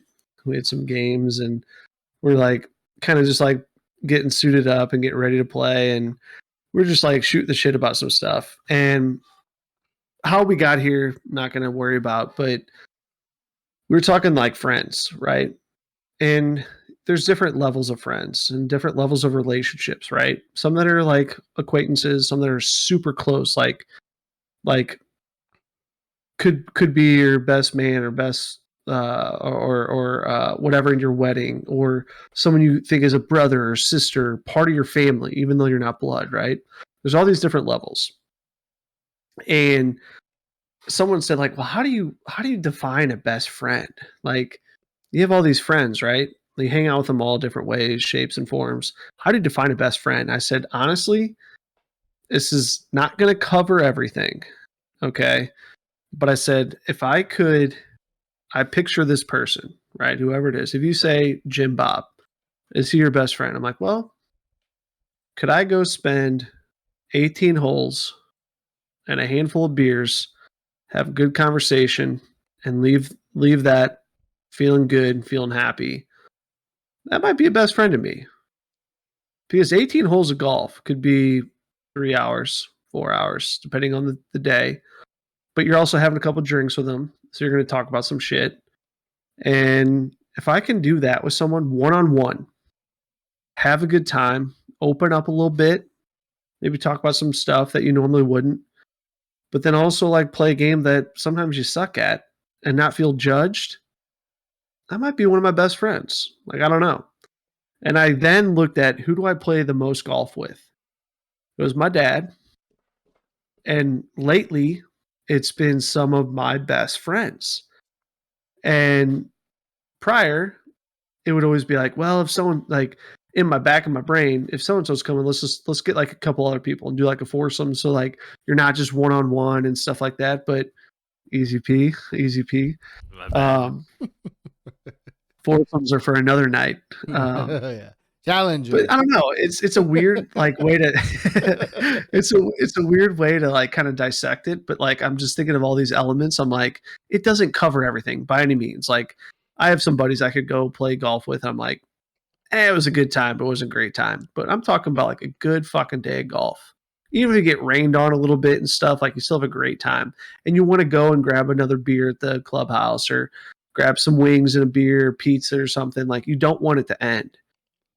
Like that's kind of what, like the weird way I defined it. And they were like, kind of fucking makes sense. Like it was a weird way to kind of get there, but it kind of got us there. So Don't worry, Bug. We'd played 27. yeah, we would. Yeah, we would be making a golf weekend trip. Yeah.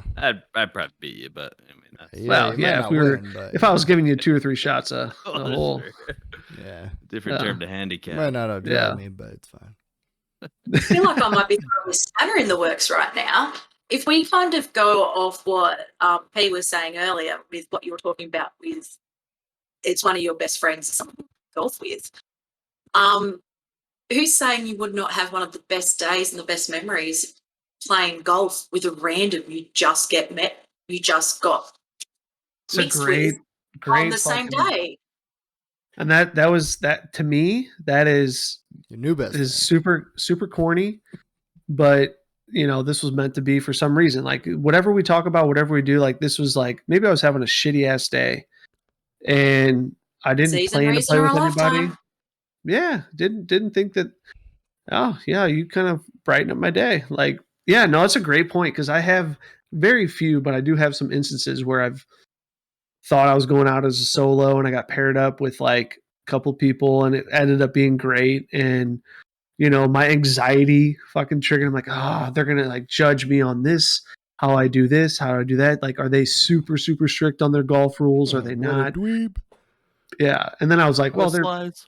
Then I'm like, well, look at me, look at that. No, I'm just kidding. But yeah, that shit. So That's a good. great point, You guys. call it a shot. It's funny you bring that up Um, because I literally had that last year. So, was it you with me, Brad, or was it? I'm Oh, pretty sure yeah. it was you. Oh, yeah, Old old Brad Brad guy. Yeah. So last year, Hey.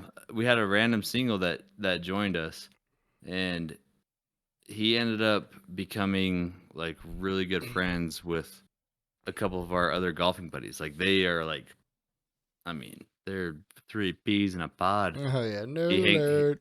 Nerd alert, bunch of golfing dweebs. But anyway, I mean, pinky up, high society talk here.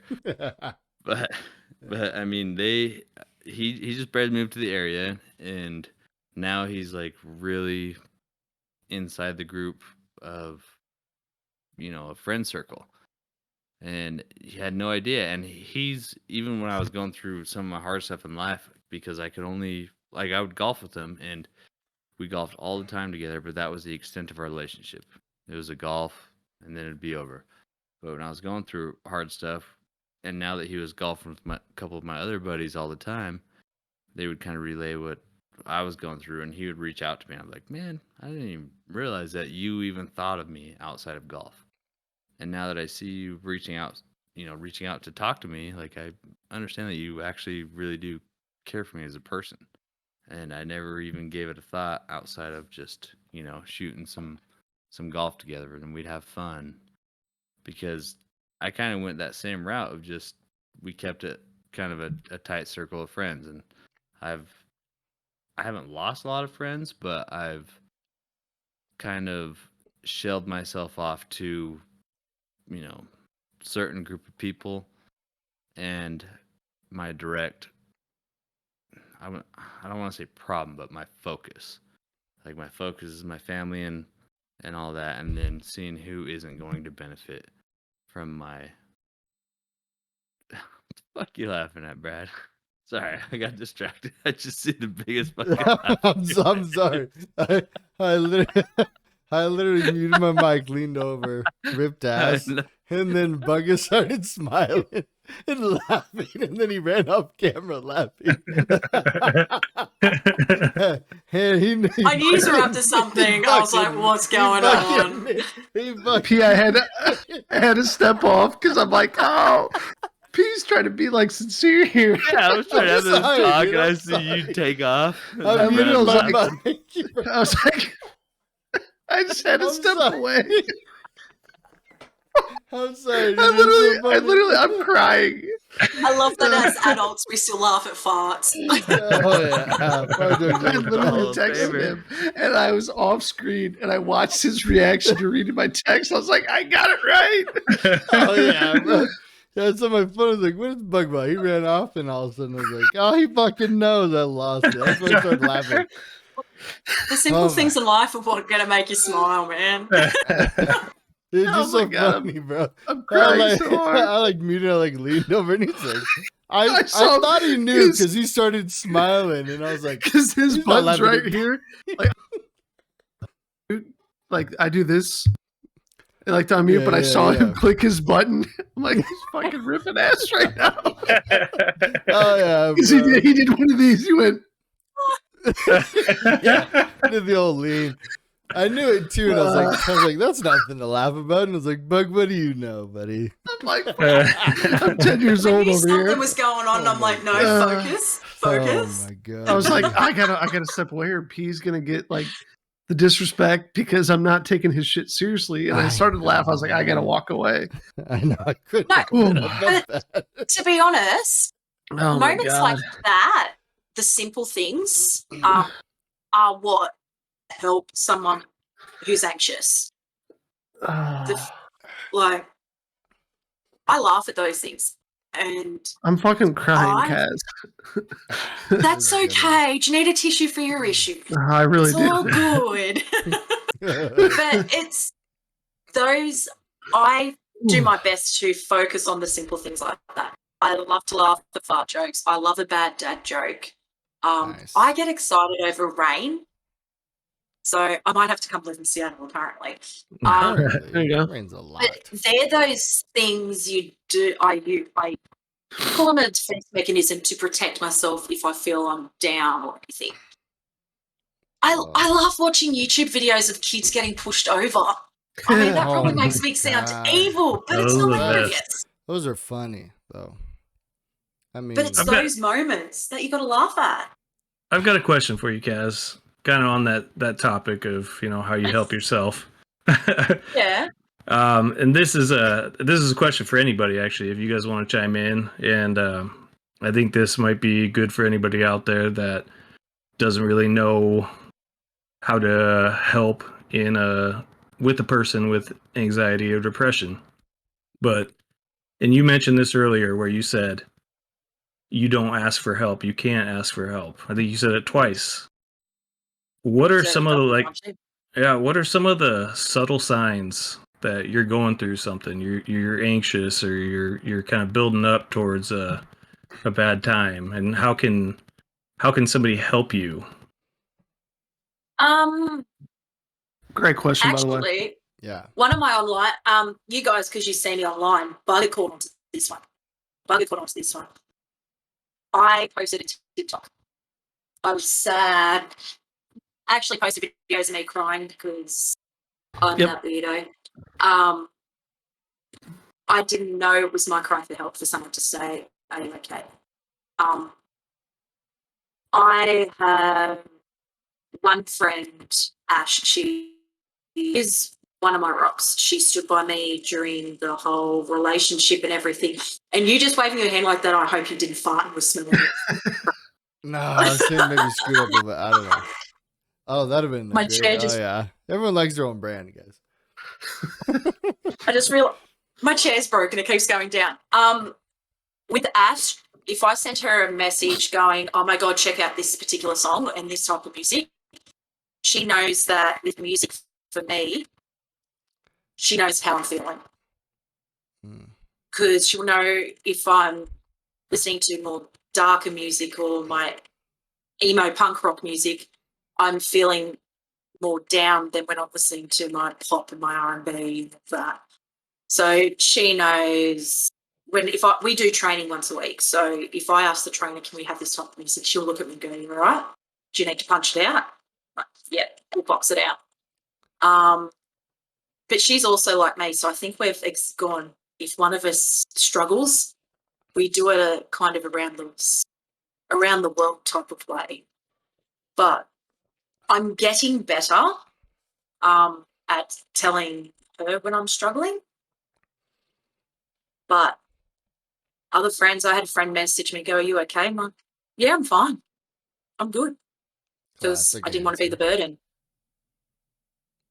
So What do you normally say when getting you're better not at it. going through it? yeah, I'm good. Sweet. What's up? What can I do for you? So even just that right there is a difference. So fine and good. So, well, it's afterwards. I just clicked on that. So I'm having a lot of understanding of myself during this conversation. When I'm okay, I go, "Okay, what's up? What can I do for you?" Call it my customer service mode. Whereas if someone goes, "Hey," going, "Oh, yeah, I'm all right.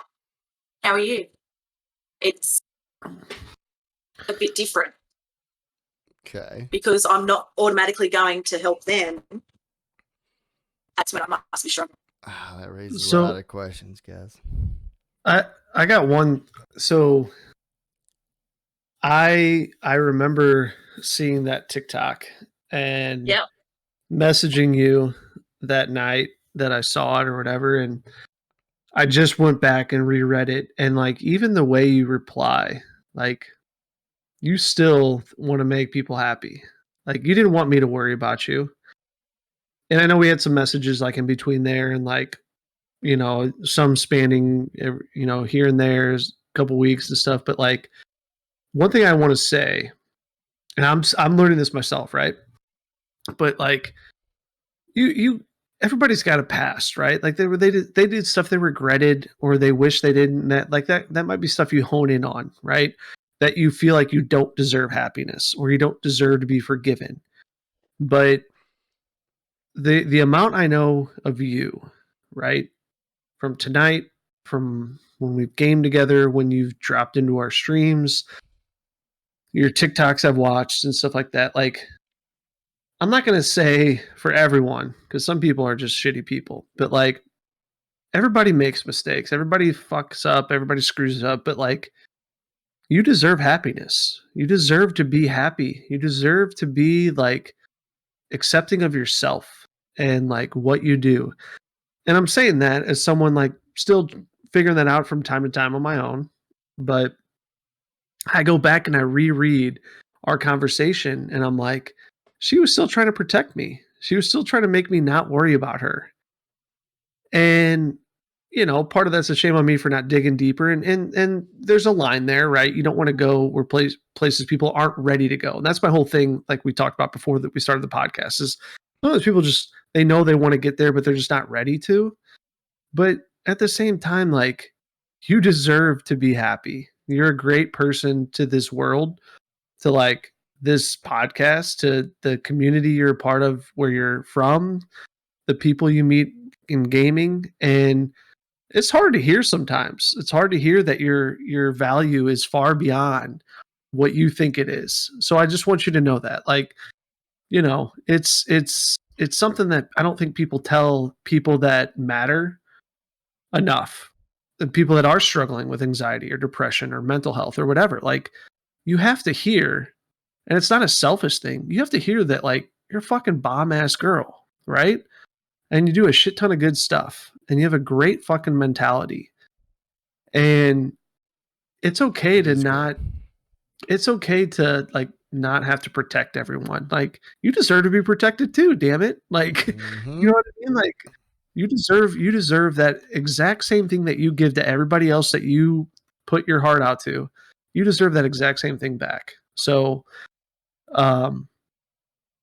it just, I wouldn't say triggered is the right word, but it just like reinstilled in me reading back our messages and thinking like, hey, you don't have to, it's okay to be vulnerable. It's okay to accept someone.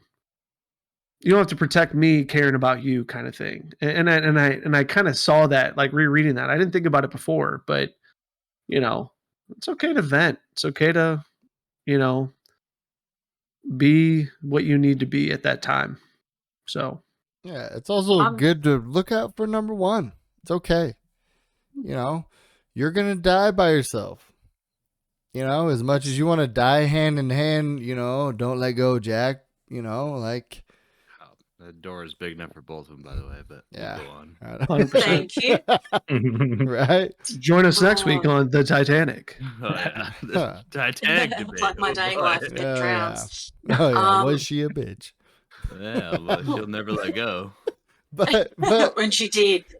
Probably still mad at him. No. probably. Look, to hit on what you said, Bugger, and look, I gave myself a challenge.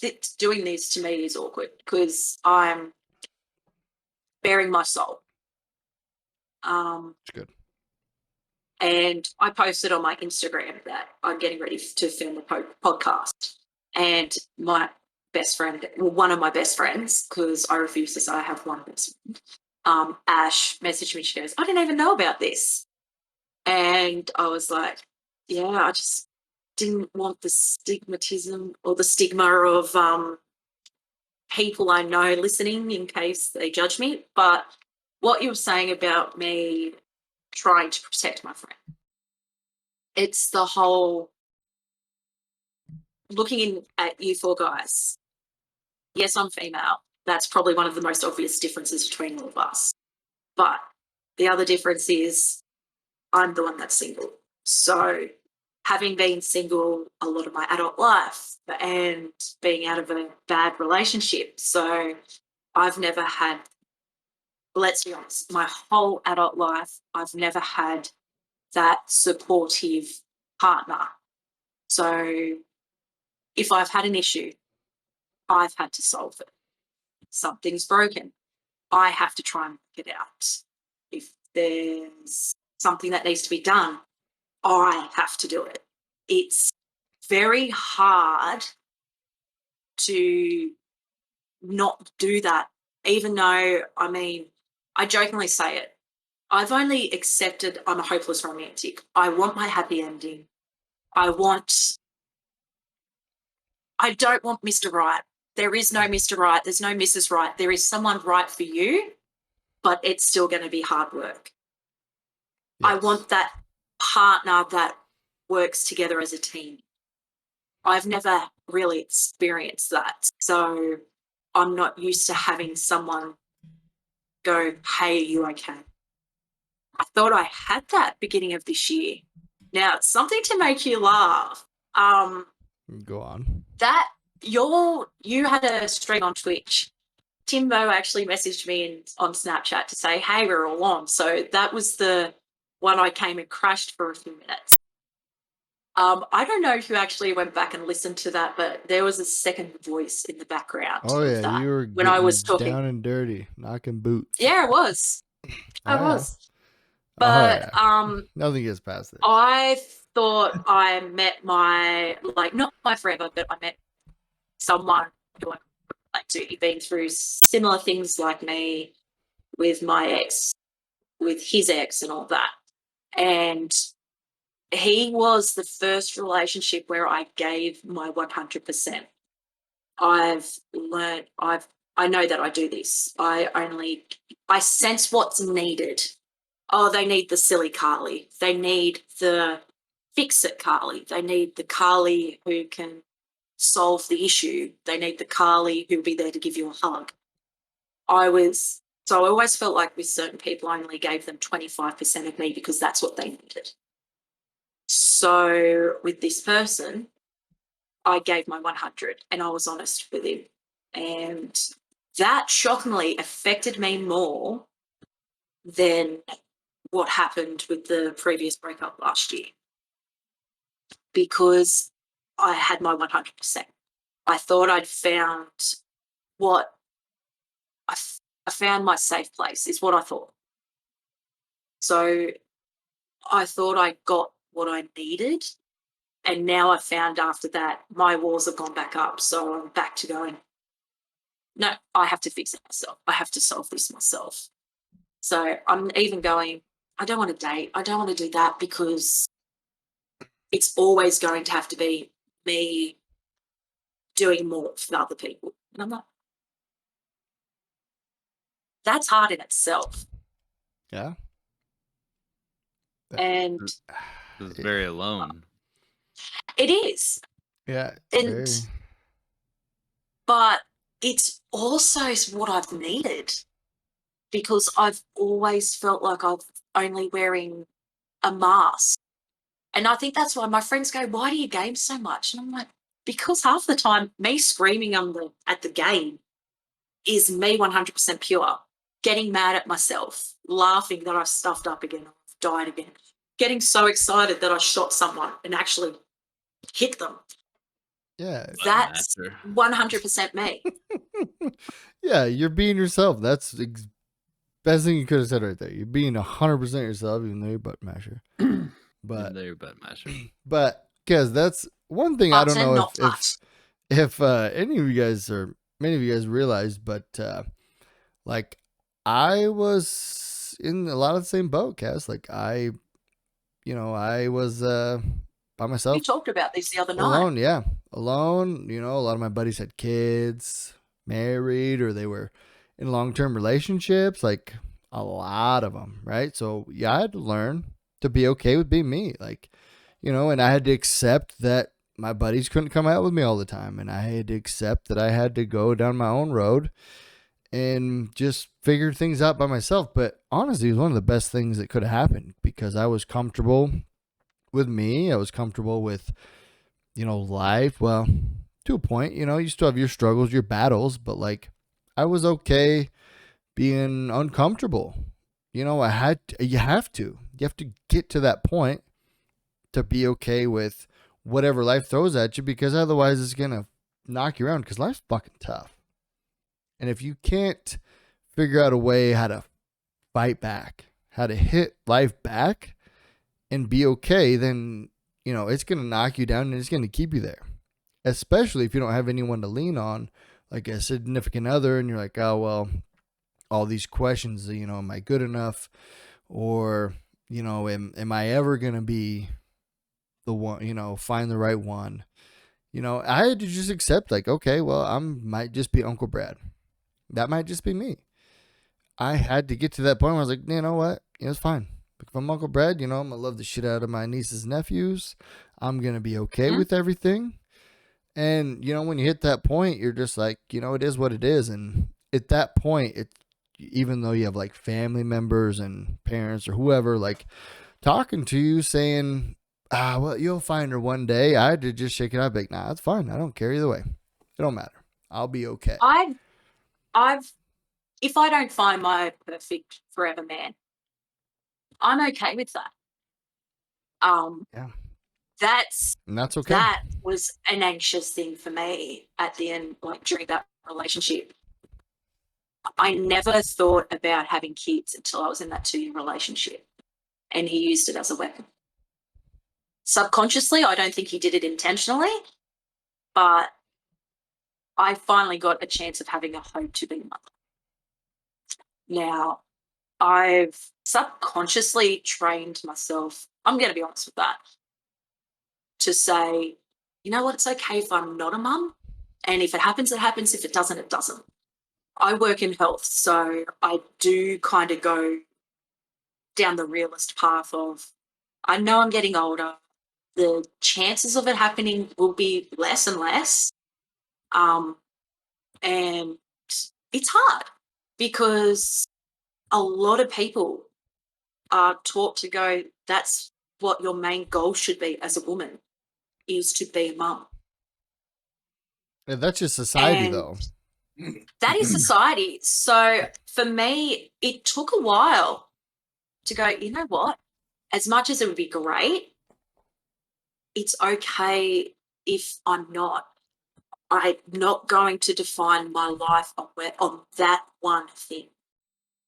I'm going to choose to be, I want my life to be defined on how I act to people. I treat people how I want to be treated. They're the things I focus on. Because if we don't,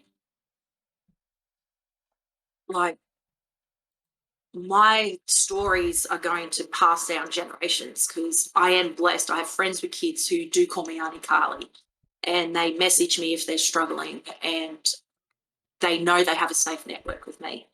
So even though genetically I might not have kids, emotionally I have children I have impacted on. So that's lucky. So I get what you say, Brad, when you said it's okay if I'm just Uncle Brad. Because, you know what, I love being Auntie Carly, and I'm bloody good at it. Yeah, I know. I did find, my wife, and we got one kid on the way. It's been a minute. It's been a long road, but, I love. I feel like I need to send over a present. Okay, we'll talk about that. But we'll talk about shipping prices. But yeah. Woo. Oh, it's worth it. It's a bubby. Oh, I expect video calls. Go, oh, God. Okay. Probably. First word's going to be good day, mate. Yeah. I think one thing, Kaz, is when you've kind of established and learned that much about yourself, like that amount of independence and not needing somebody in your life could also come off as intimidating to somebody else. So you kind of have to look at that as I've it's had that intimidate. said to me, and I'm Yeah, like, me? I'm a teddy bear. I I'm mean, going to cry in a corner before I get mad at someone. So I'm worried I'm Yeah. going to hurt them first. but I mean, your initial instinct in a relationship is like you want that feeling of being wanted or desired, and when someone can do something without you, it's almost like how do you piece yourself into that life? Because it's almost like you have to be your perfect person to insert yourself into another perfect person. Hello. But it's just like you also have to have wiggle room to be able to adapt. Don't lose the foundation of a relationship. There's a great thing about learning how to deal with your own self and knowing what you want, but that doesn't mean you have to settle, not even settle, but for to wait for that exact person who's going to fit all the qualifications, because those certain qualifications may be good for you in your individuality, but for you to be a unit together means you're going to have to bend a little bit. Don't break, but bend a little bit and see where you guys can, kind of Yeah. tip the scales and what you're okay with, what you're not okay with. But that's going to change all the time throughout your relationship. So you could see where your foundation is like, this is me. I'm not going to change this at all. And then this is me, but at the same time, if you bring someone else in, then this is where I can wiggle. As long as you're okay wiggling here, then I'm okay wiggling here. Because this isn't set in It's a give stone. and take. hmm And it always has to be that way, because even when you guys are together for years, it's going to change. So you can't stick too much to your guns, but it is good to establish your core values and your core foundation. And if those coincide, that's a good start. Just don't dismiss somebody because they don't see everything exactly the way you do One thing in I'm good certain at areas. that I don't do that. Well, I I mean, I mean, think that just, don't be a goes dick. with any That's my main thing. relationship, whether you're, whether you're okay with being alone or not. Like, Everyone misses a cuddle now and again, but I also have learnt to enjoy my me time and like gaming. And I think lockdown really helped a lot of people with this. Big difference to me, the first lockdown here in Australia, I was with someone. So I had that social aspect. Second lockdown, home alone, just been in a breakup, lost myself, Yeah, what a yeah. mind but space to found put myself yourself as in. well. Yeah. Yeah, but I found myself. Well, don't lose I yourself, mean, Like, just, no, you got to keep doing you. You got to keep doing everything that you love to do, and you're going to just have somebody there to compliment you, and you bonus points still if got they to, can play Fortnite with me. well, that's the dream. But, you know, No, got to also have hobbies that you both enjoy that are different. right. Well, Pete, I guess I get a question. So, are you talking about like in the initial beginning, like, hey, don't dismiss someone? Or are you talking like later on, like, maybe you've Well, been dating for a couple months? I think from the get go, like there's a difference between like early relationships and when you've been through life relationships. So when you've been through life, you've built these certain lessons that you've learned from, and then you take that as like concrete. This is what I learned from it. I will never let this happen to me again. And so you almost nitpick, like, oh, this could potentially happen again because this person shows the signs. But then at that same point, like you're not leaving any openness to yourself. Like you've sealed yourself off from it and say this isn't going to happen again. So then you're immediately putting up a barrier saying that I will never let this type of person in again. And you're immediately picking that apart from a person that you just met saying this could happen, even though that's not even the case. Like month or two into it, maybe. Like if you start seeing that it could potentially turn into that problem, then yes, that's a good time. But Like first red flags, is impressions, that what you're saying? yeah, like if it starts red flagging to the point of like where you set your barriers, then yeah, it's probably a good time to maybe cut it off. But from the get go, you can't, because you're already putting You can't this compare person. them. Yeah, you're putting this person at a disadvantage when they don't even know it. So Exactly. Yeah. You're putting yourself at a disadvantage doing that as well. It's emotional baggage. Right. mhm, Yeah, you're that they portraying had no your idea about. yeah, you're portraying your emotional baggage onto them when they, don't deserve it, or they might not even do that. You're just judging or prejudgment. Timbo, I got a little question for you, big dog. So, like, in your relationship, or before you got married, right? So, were you like at a point where you're like, hey, I'm accepting? Were you alone for a while, or were you like in relationships and then you kind of just went into this one and it worked out? Like, how did that go? Like, No, I was in a semi long, well, not terribly long relationship before this one, but there was like a 2-year gap in between where I kind of just did me. I focused on me. It was not a terrible relationship before that, but we went through some tough shit, and so I needed to, you know, just have some fun, spend some time on me, and then yeah, once I was ready, I kind of just jumped into it, and I wasn't expecting it honestly, but it just happened, and it worked out pretty well. yeah, and But that's, I guess, it's kind of something similar. I mean, that's kind of what I was wondering. So, with like, you're in a relationship and then you're single for a while, and you just got to accept, being you. And it's not every case, and it doesn't always happen. So, let me ask you this, Timbo. Was your wife the same way? um, sort of. I mean, she was kind of more on that focusing on her. She wasn't like fresh out of a relationship or anything like that. She'd had her long-term relationships, been engaged before, and those didn't go well. But I think both of us at that same time really weren't looking for a relationship, and we were kind of just out to, you know, have fun, see what was out there, and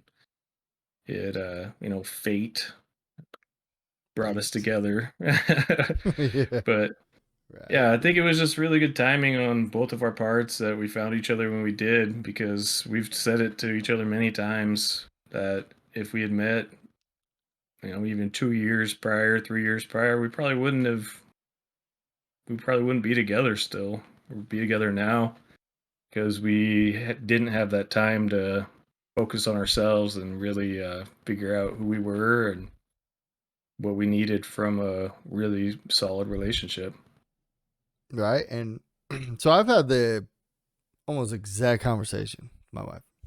Right. Like, pretty fucking similar. Like, we were both kind of like, hey, it's kind of both doing our own thing. Like, hey, I'm me. I've accepted me. It's okay. And then, but, to that point, you're saying like, we probably wouldn't have, worked out. I've even said that to my wife. I'm like, shit, if you met me like, a few years before that, you probably wouldn't have worked out. Probably wouldn't have liked me. But the peace case, I mean, it was kind of that way, and then it kind of got brought back, right? So, Oh, I yeah. mean, I have a very interesting love story, but it's mine, and I find myself falling in love with my wife more and more throughout the more that she helps me throughout life, and vice versa. And it took there was the initial meeting, what we went through, and then now that I'm just like, I cannot believe how lucky I am. And you go through those moments and you go through them together, and then you realize you have someone on your side that is just so understanding and just wants to help you that it is almost impossible to not just look at him differently and just be like, oh my God, you're great. Like, I'm a mess, and you're holding it together for me, and you're looking at me wanting to have like just make me better and growing with me. And then it's just a constant like give and take, because like right now I know she's going through some hard stuff. Before I was going through hard stuff. And here we are. We've been through some rocky roads. Don't get me wrong. But I can't picture my life with anyone else. And that's it's hard like to imagine life without that. And so it's kind of hard to relate, because I was fortunate enough to kind of grow as a person with her. So to do that like by myself and then trying to introduce myself into a relationship, because a lot of my growing was before or was after I was married. She helped me grow through it. So I don't know what it would be like to, in your case, Kaz, to try and grow for yourself and then apply yourself to a relationship. Because I didn't realize how many life lessons and growth I needed until I was in this. And then for her to help me through it is like I'll never let this go. I will never let this woman go. I'll never let this experience go. This is what I'm going to focus on. So to take that and apply it to just individual, and then apply it to another person and allow them into you. Well, into you. Hello. But it's, I I mean, was going to do that. that's why everyone's got their own story. But I mean, I Yeah. can see it, because Yes. everyone's got a complete different story, and that's my story. Cass has her own story. Timbo, Brad, both of you. Yeah. It's just Bugga. Yeah. Yours won't be the same as ours, Kaz, but there No might be similarities, right? You might things be we can alone. relate on, 3 things we can talk about, and that's it. Yeah. I for might sure not am not perfect. I know that. Well, no one is. But No, but I do love myself. exactly. I'm proud of who I am. Boom. And I think that's the biggest difference now than a couple of years ago. Yes. I know my worth to a level. I'm not going to not settle, because the older we get, if you're having the opportunity to build a new relationship, you have to go, there's baggage there. There's probably more baggage. There's probably more stressful baggage. But I know I have my baggage, so I'm not going to say to someone, you can't have your own issues, because Everyone's got them. that's hypocritical, very hypocritical. Yeah. But as long as any friendships, relationships, anything, I will have my hand out to say, take it. We will walk through this together. That is something, any friendship I want to have. I will be there for you. I'm working on that, you being there for me. But I also know that I am better at dropping my guard to say I do need help. But that's my biggest thing.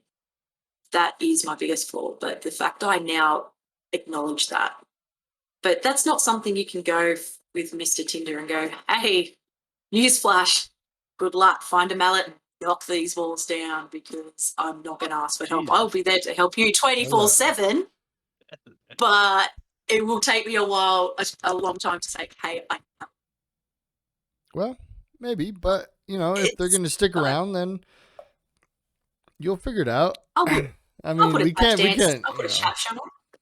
I mean, knocking the walls down. It's. I mean, Let's just do a literal moment. Look, honestly, one of my things on my bucket list this year is I want to go to a Smash room and destroy stuff. oh, okay. Because I was thinking a different Smash room, but trust me, I've had offers. I'm just not into that smashing at the moment. Where do I find one of those? well, there's a few adult shops if that's the one you're asking about. Call it a literal representation of my life. I want to go to one of those Smash rooms where you can destroy old TVs, do all that to go, I'm starting from scratch. I'm working on me. I've now got a clean slate. And do you own a gun? Dad won't trust me with his rules. Do I own a gun? Yeah. No. Can you own a gun in Australia? License, so. Yeah. The rules are very more strict than what they are over in America. Probably, but my dad owns guns. And some of the rules are I'm not allowed to know where the locks are, like the keys for the locks, anything. And keys for the gun safe have to be locked in a different safe, and only he's allowed to know where they are. It's yeah. I only say that because a gun. Have you I shot a gun? You feel very powerful. Might be better than the Smash room. I'm telling you what, I'm better with a real gun than I am with a bullseye. Just saying. I mean, I've never. I at least hit the target. I've heard of this. I've heard of the smashing. Usually, it's a controlled environment to release all those anger issues I have. No, I understand. It's just just go all Fortnite on the room. Yeah. Knock these walls down. Knock these walls down. Hit the Smash room. Shit. I'm just, me. Say it as I say it. He keeps laughing and it's making me laugh. Verbal diarrhea. We know it. It's good. Shit comes out my mouth and my ass. No, it's good.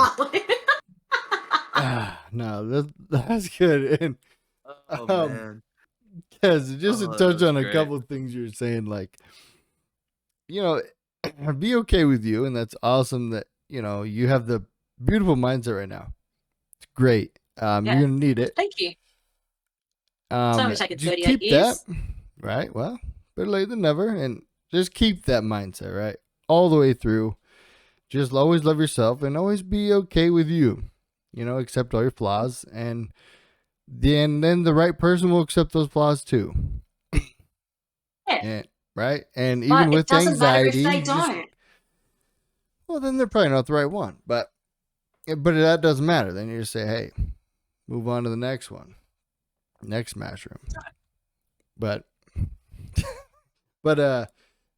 no, for real though. Like the right person will give a fuck, right? They will help you out with your anxiety. Like my wife, she has anxiety, depression, pretty bad. We went through a long period of time where it was pretty rough. I didn't know how to handle it. I didn't know exactly what depression meant. She was going through it, and I'm like, shit, am I doing something wrong? Like, what the fuck can I do? And then you find out there's nothing you really can do. But be there. Just be there. I didn't know that. I had to learn the hard way. A lot of mental battles, like, a lot of questioning what I'm doing. It's a tough spot to be. And so the thing is, half the time when they think they're questioning, you're feeling they're questioning what you're doing. It's they're actually internalizing, questioning, am I good enough for you? And that's why you're doing things. If your wife wants to, I found having people who also struggle with anxiety, with depression, knowing people that I can talk to, because even though what we're dealing with might be different, but knowing we suffer the same is always a good network. I'm always available to chat. Oh yeah. And even if it's to go, a thing they talk about in health, not even mental health, they actually do this a lot with patients with Alzheimer's and dementia, is what they call diversional therapy. So say a patient's wandering around the ward you can use diversional therapy to keep them settled in a ways that they don't have what they call sundowns. Sorry, just choking as I talk. Sometimes someone who's struggling, a diversional therapy is good. I find it is for me. So if I'm having a really bad day, getting on Fortnite helps me because I'm doing something I enjoy. I'm doing something that means I'm not thinking about what's bringing me down. Reading a book sometimes helps, but I have found I can't focus on a book as much. So having someone to chat to and go, oh my God, did I tell you what stupid thing I did today? Well, let me tell you, is something that can help. And I mean, well, she can ask me all the weird stuff about Australia. I'll tell her. Quite happy to. Anyone, honestly. I'm always available to chat. Yeah, I think that's a good pretty good method too of Coping mechanism. it's right? yeah, it's not completely, ignoring what's making you anxious. It's kind of setting it aside when you realize you're overloaded. Like, okay, I need to Yes. take a break Yes. from this for a minute. Let me chill. Like I was saying last week or 2 weeks ago, whatever. I'll go outside, listen to music, and just fucking On the let my porch? brain. Yeah, on the porch. That's not the only thing I do. But it helps me get a little mental break when I'm overloaded. Like, all right, just settle down. Calm down for a minute. You just need to chill. Come back to this when you've calmed down, when you can focus on it better, when your brain's not running 1,000 miles per hour. Yeah. And so, yeah, that whole diversional therapy is great. It's good. And recognizing that's great. Like being able As to long as you recognize don't, that. as long as you don't just completely ignore it and you recognize what it is and that you do need to come back to it and figure it out. Oh yeah. It's a good method. It is good, and that's, we kind of touched on this before a little bit, Timbo, like when we were saying like music, and I was like, oh, silence, right? That I think that there's we didn't really get into it enough. I think because I thought about it afterwards, right? And now that you bring it up, so perfect, right? So you're saying diversional therapy because I'm a true believer in like music might sway your mood a little bit, right? Or you can listen to like sad stuff. You can listen to like, more upbeat stuff if you want to get pumped up. Like you can choose which way you want to go. So consciously you can be, okay, well, let me get into my feels, whatever, do that. But I think that's great diversion. I think where the silence comes in, I think is to more like process things, right?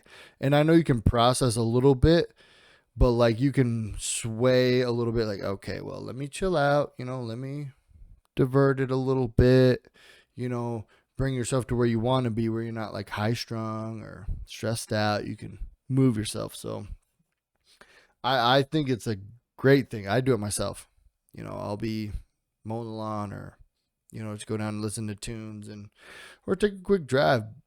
But, processing, at least for me, I like a little more silence because it lets me just clear everything. There's no music swaying my mood. It's like, okay, you figure it out. You do this, you do that, and if something's yelling at me, I'm like, okay, well, let's fucking handle it. If something, if it's a loud thought or just keep coming back, you handle it. And that's kind of what, I was saying from before, but, I also don't battle tons into anxiety or whatever. Really been diagnosed. I know my wife goes through it, and I know a lot of coping mechanisms she goes through and stuff like that. And one thing she said to me a lot is what helps her is she actually says like a lot of like my mentality or my push, which I always just thought it was like a general life mentality, right? Like, okay, well, in order to get shit done, life sucks and it's not easy, so we're gonna have to push through. And she says a lot of those same things transfer right over to anxiety stuff. Like, okay, I know this sucks and I'm anxious and this is bad, but you know, Got to deal with it. yeah, You gotta- you gotta do it, you know. So I have like same mentality on life, like, you know, anxiety, you know, I guess I can't really like say, hey, this is one way, this is the other way, but with life isn't easy for anyone. Life, everyone goes through their own journey, their own tough times. They're all different, and everyone has to find a way to figure it out. So, I mean, it makes sense that a lot of life things are always there. So, I always tell her this all the time. Sometimes she likes it, sometimes she don't, but I tell her every time. I get it from Eric Thomas. He always says, I can, I will, I must. So when she's like, hey, I'm so anxious, I don't want to get out of bed, you know, I don't want to go to work, I don't want to do this, like, it's gonna suck. I'm like, hey, I don't want to go to work every day either. But I can, I will, I must, and I make her repeat it back to me. You know, especially when she's getting down there. And Sometimes I'm I like, bet she wants to punch you for that. probably. But Yeah. then she usually thanks me later, or, you know, sometimes Yeah. she'll just say, hey, I appreciate it. Because, I mean, Sometimes you need it. exactly. And sometimes I'm noticed like the nicest guy, like, you know, and sometimes I'm just like, I'll get annoyed, right? I'm human. I'm like, fuck. You know, I go through shit too. Like, I get it. But we're going to push through, aren't we? You know, and sometimes I'll just be like, hey, I can, I will, I must. I'm going to do it. So you're going to do it. Now, come on, get up. You know, and it's, I think it's good because, I mean, I'm personally, I don't think anyone can be coddled all the time. Or there's certain moments where you're like, hey, yeah, I get it. I'm there for you, all that. But then there's also certain times you got to push people, you know, because they have to get Tough out of love.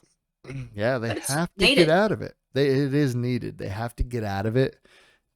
You know, they have to figure out a way to get back up.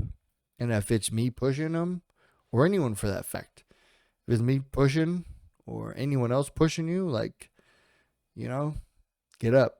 Ah, he's an asshole. I don't want to get up. But later on, you're like, well, thanks for making me get up because I fucking needed it. I was in a bad spot. Now I'm out of it. You know, feeling better. Thank you. And that happens a lot. And, you know, that's one thing, like, I don't know. I guess you just kind of learn, right? So, me and my wife have been married for like 5 years.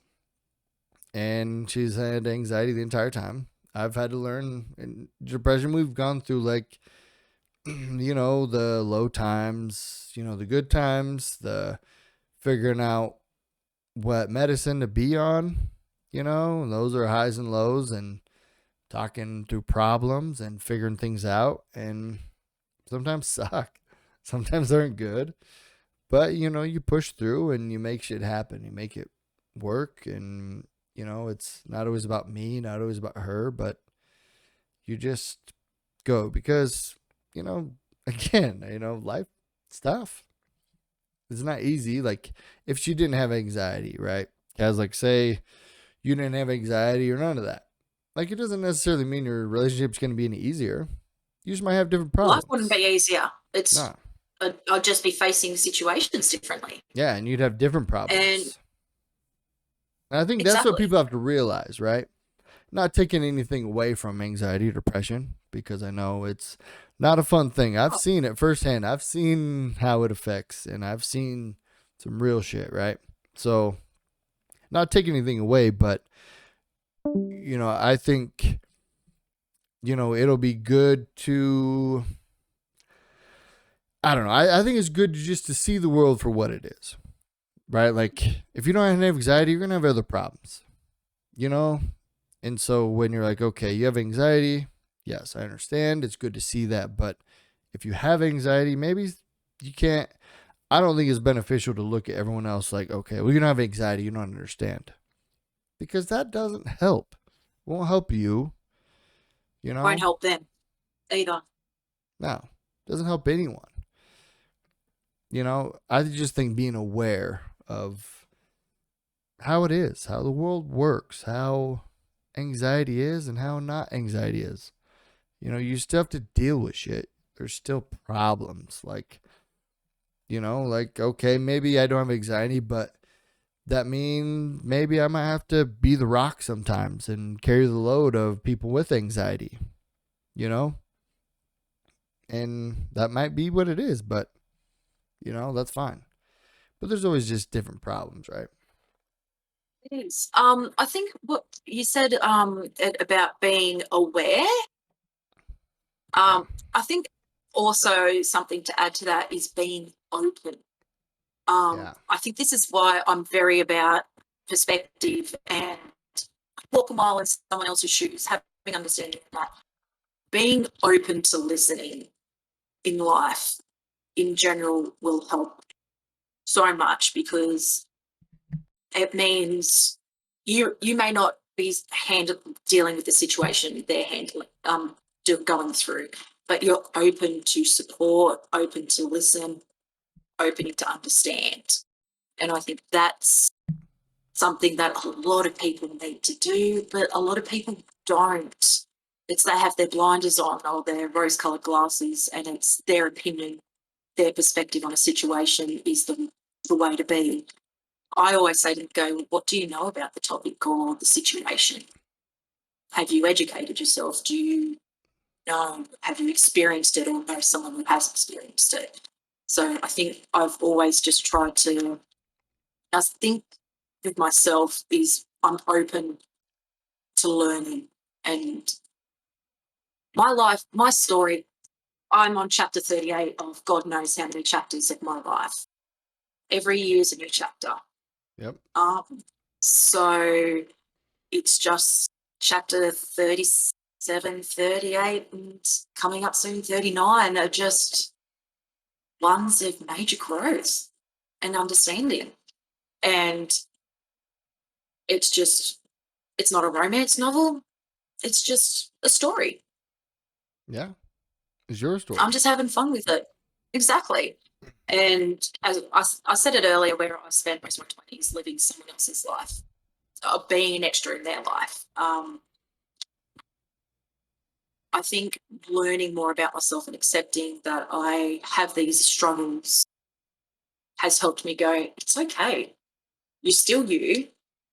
You're still you from before. You just know a lot more about yourself. Yeah. That's it though. That's a big key. I mean, anxiety, that's a big key in life. Right? So Exactly.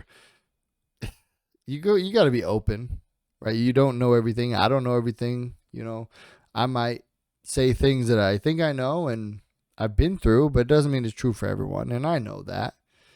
But, you know, for people who are similar to me, it might help them out, or similar to you, and it might help them out, or Timbo, right? Like, everyone's a little different, and, you know, I think a big thing you said was keep an open mind. Like, always be thirsty for some knowledge. Like, soak it in. You don't know everything. You don't know what they're going through. Sometimes you might be able to help them out, or look at them and, you know, have them look at the light in, or look at something in a different light. Might help them out, or a different perspective, which is good. But you don't know what they're going through. You don't know what they've been through. You don't know where they're at. You know, so I just think that, I don't know, everyone goes through their own journey, and you just got to accept. I think that's one of the biggest things. You just accept who you are. Like, I'm me. I accept my flaws. I accept who I am, what I've been through. And You're going to go through. yeah, we're going to go through it, and there's going to be ups and downs from here on out. Even though when you're at a place where you're like, hey, I got it all figured out. I'm good. Got a good job. You know, I'm in a good place. Then life throws some shit at you, and then it fucks your life up. And then you got to figure it out again.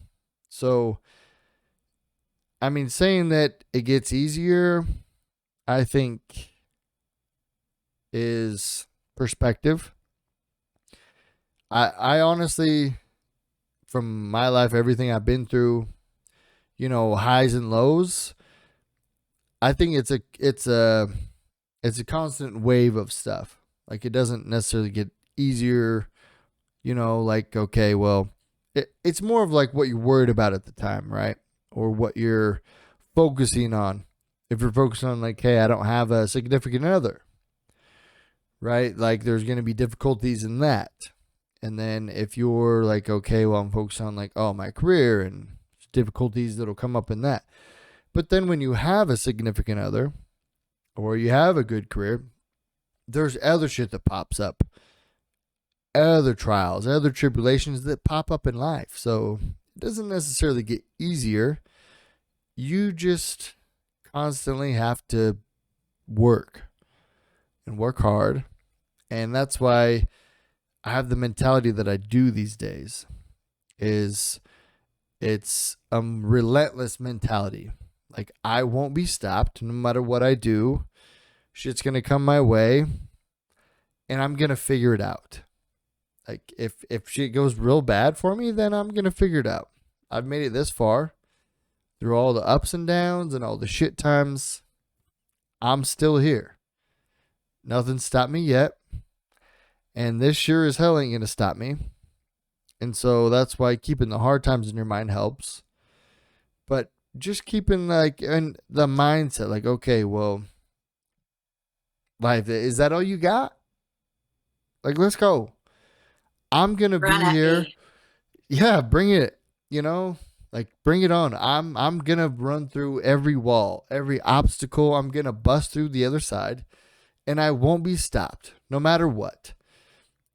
And some people might not like that mentality and some people don't have it, but I really think it helps me a lot.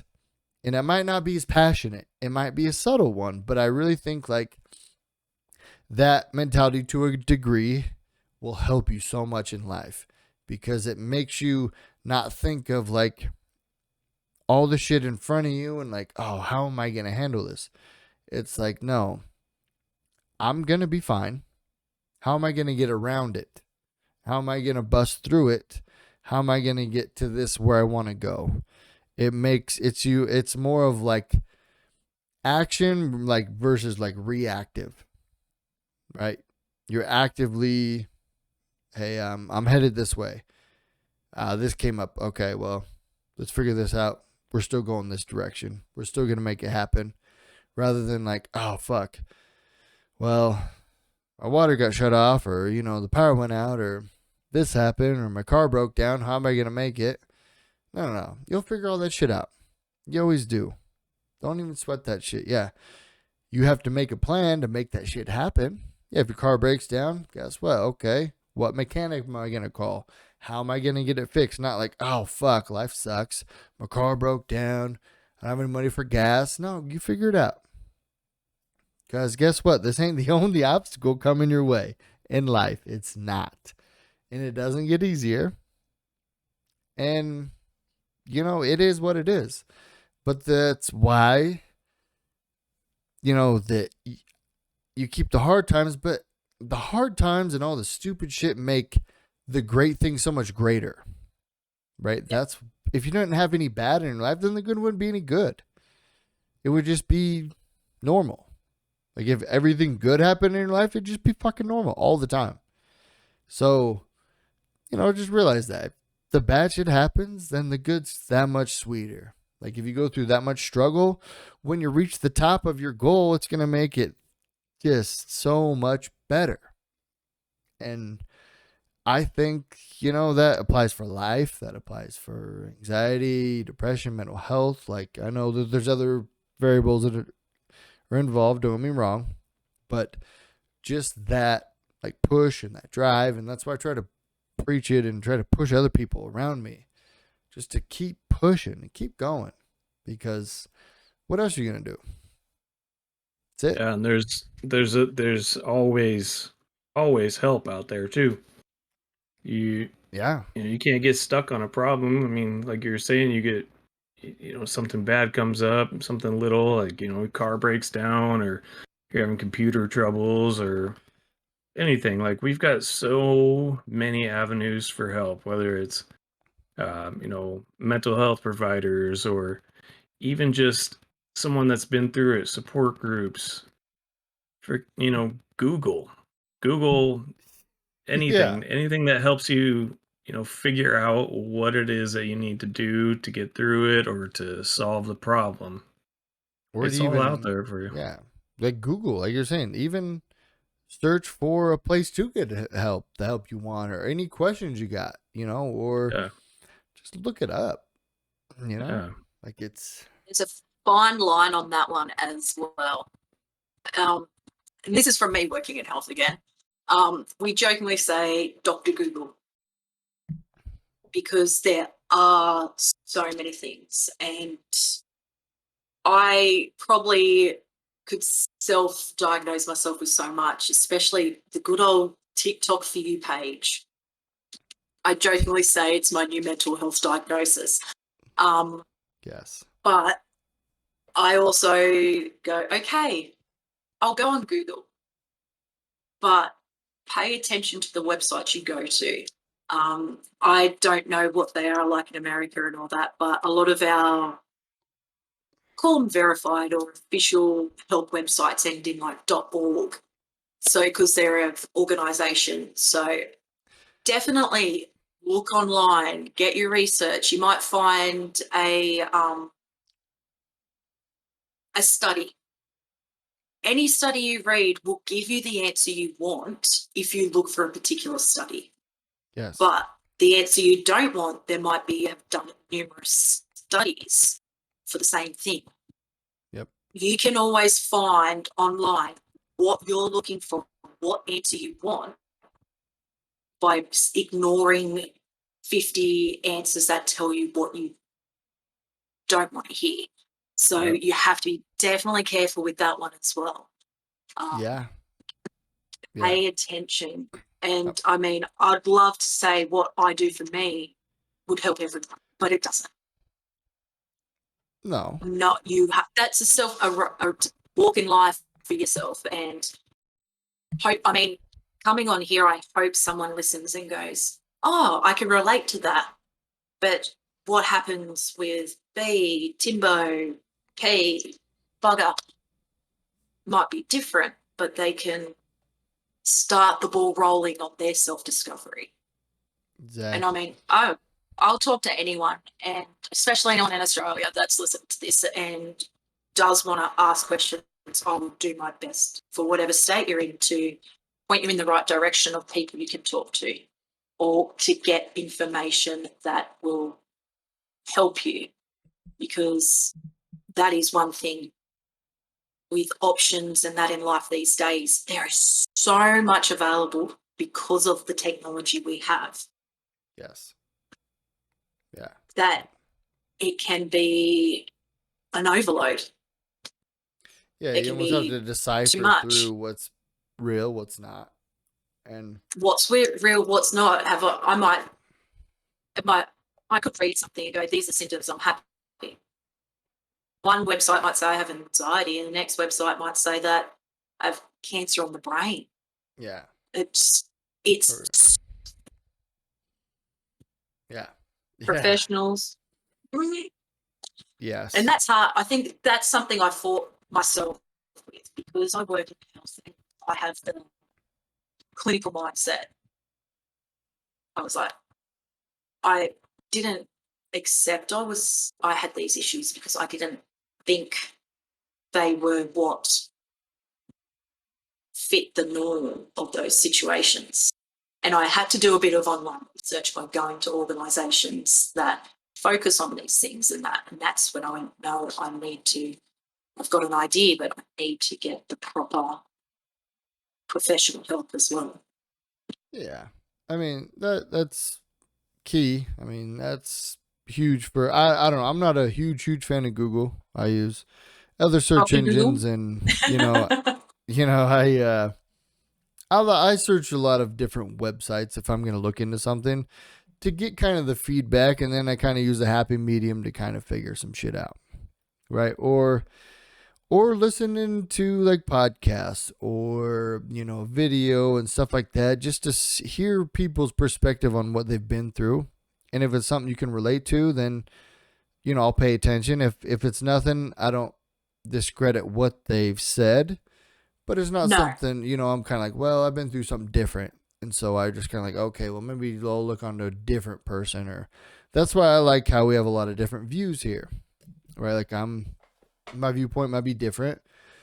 And not everyone has to agree with what I say, but I'm going to say it and I'm going to be passionate about it because for the people who are like me or who have gone through something similar, like I want them to feel comfortable, like, hey, he's confident that he's been through that and he's came out the other side and he's, it's okay. And maybe I'll pay attention to it.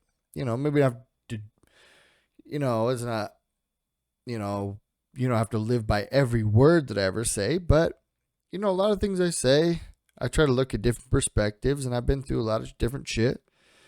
And, maybe I don't go through it myself, but I have a lot of people in my life who's gone through situations. And so that kind of all together forms my opinion, right? Between, drug addicts in my family, alcoholics in my family, mental health. I mean, my wife has anxiety, depression. I mean, so many different things like infertility issues we kind of go through to have children, like jobs, life,